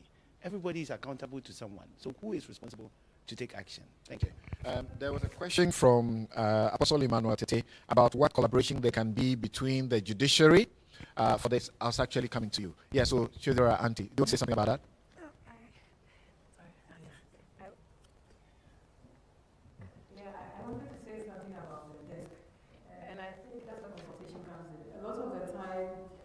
Our politicians and people want to do things for communities. They don't consult the people on what their needs are. And that's part of the social cohesion. We need to consult the people to know what do they need. I'm not sure about the desk. Maybe they needed the MP or whatever they needed it. But it turns out that is not their most basic need. They need something more. So yes, as much as the law enforcement must take place, we need to consult the people to know what their needs are before we go out together. Otherwise, we'll have a lot of these situations. And as we can see, people are becoming, they are saying their eyes here. People are becoming wide open, and they know what they want and what they need. So we need to consult more. I want to add. Thank you. Right, thank you. And yes, please. Thank you very much. I think the answer you just gave is about bottom to top approach. And in your case, you also made a presentation that they should look for, government should support the youth around the northern region for border crimes that they are committing. But you know, jobs in every area varies. And you did not tell us the type of job that government should provide so that the boys can come down. So I want that from you, please. Okay, so can we deal with that quickly before I take the next, perhaps the last round of questions? Okay, so lastly, those are some of the questions I asked them. What kind of jobs do they want? And in different places, they come up with different answers. So skills training, for instance, welding is some of the things they want. Welding, learning how to drive. But they need a lot of skills. Most of the people, young people who are into these things don't have much education. And so what they need is skills that they can work with and make money. And so welding, carpentry, and things like that are some of the things. And then, oh yes, some of them say they want a job in the security. And lots of them. Yeah. All right, thank you. Are you still going to ask a question? And the Honorable MP, Madam Elizabeth Ofosue-Jare, and former Minister Creative Arts will come to you. Your hand was up earlier. Okay, you don't intend to ask the question again? Yes. Yes, he's the one I'm asking if he still wants to ask his question. Okay, good, go ahead. Sorry, I didn't know that. My apologies. very much for the opportunity to speak. I congratulate you on this program. As we are talking about the North, we are talking about the security of our country. And as a lot of people are coming, you can hear my voice. No, he cannot. Very good. Hello. Okay, all right. Okay. As we talk about people flooding from the north into our country over here,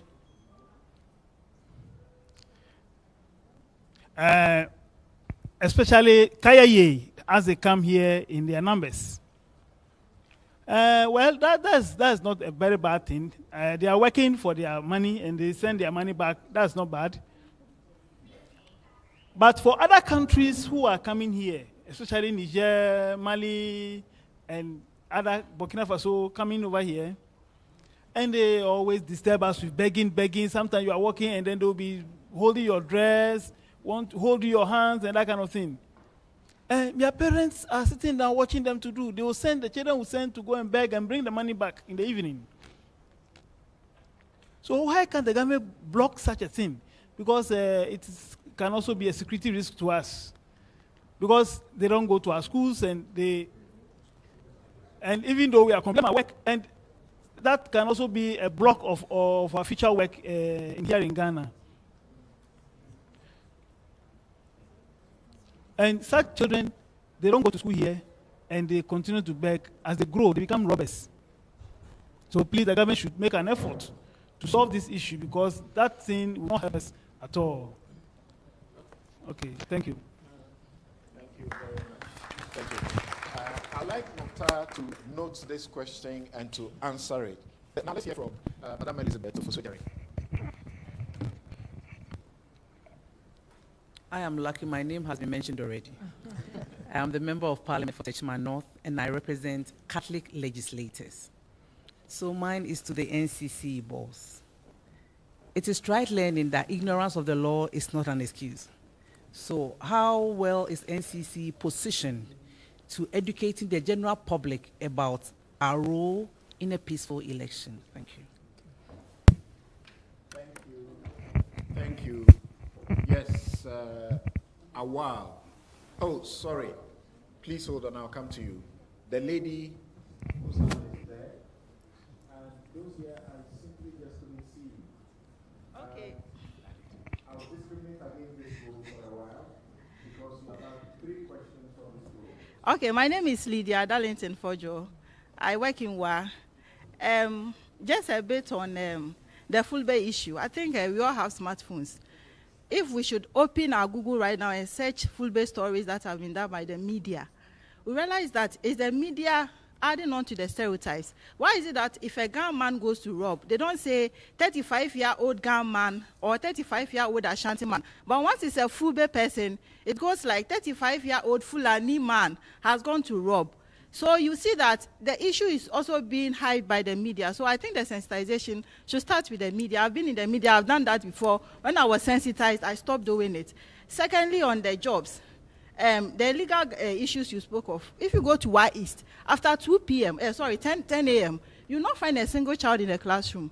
They all move to the Galamsey side, do West, do East, all the do communities. So it's a serious issue. And so on the job, is it that there are no jobs, or the issue has to do with fairness in accessing the jobs? The youth, we are really peeved. When it comes to fairness in accessing, you are trying to speak in parables.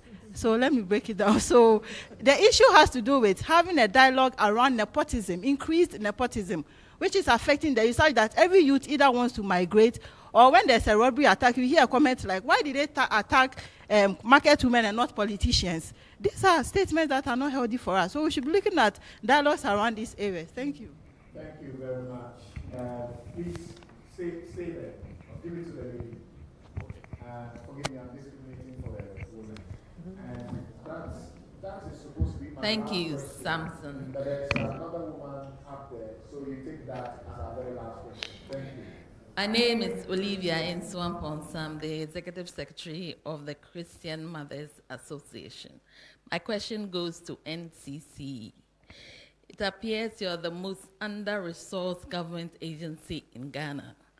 But in this, our program, your role is very important in making people aware of all that is going on. I don't want to believe that you're under-resourced because the government is deliberately making your role unimportant in terms of making us aware so that we cannot know our rights, our left from our rights. Thank you.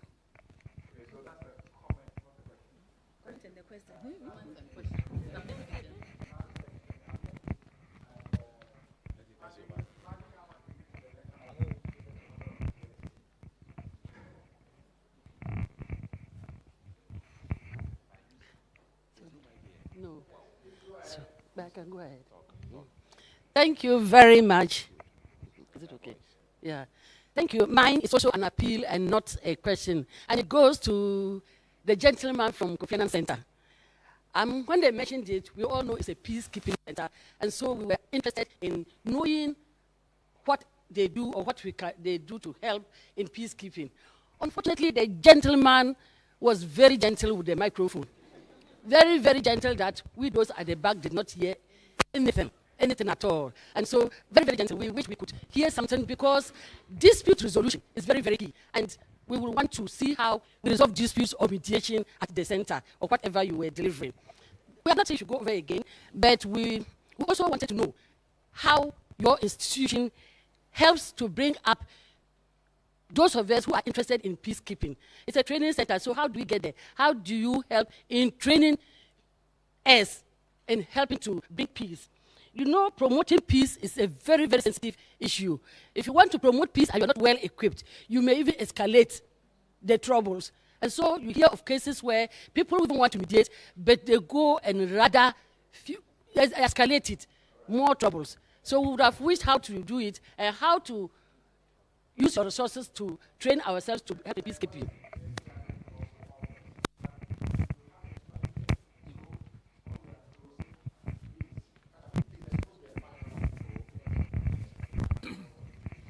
Yes. Thank you very much. My question and proposal goes to the NCC.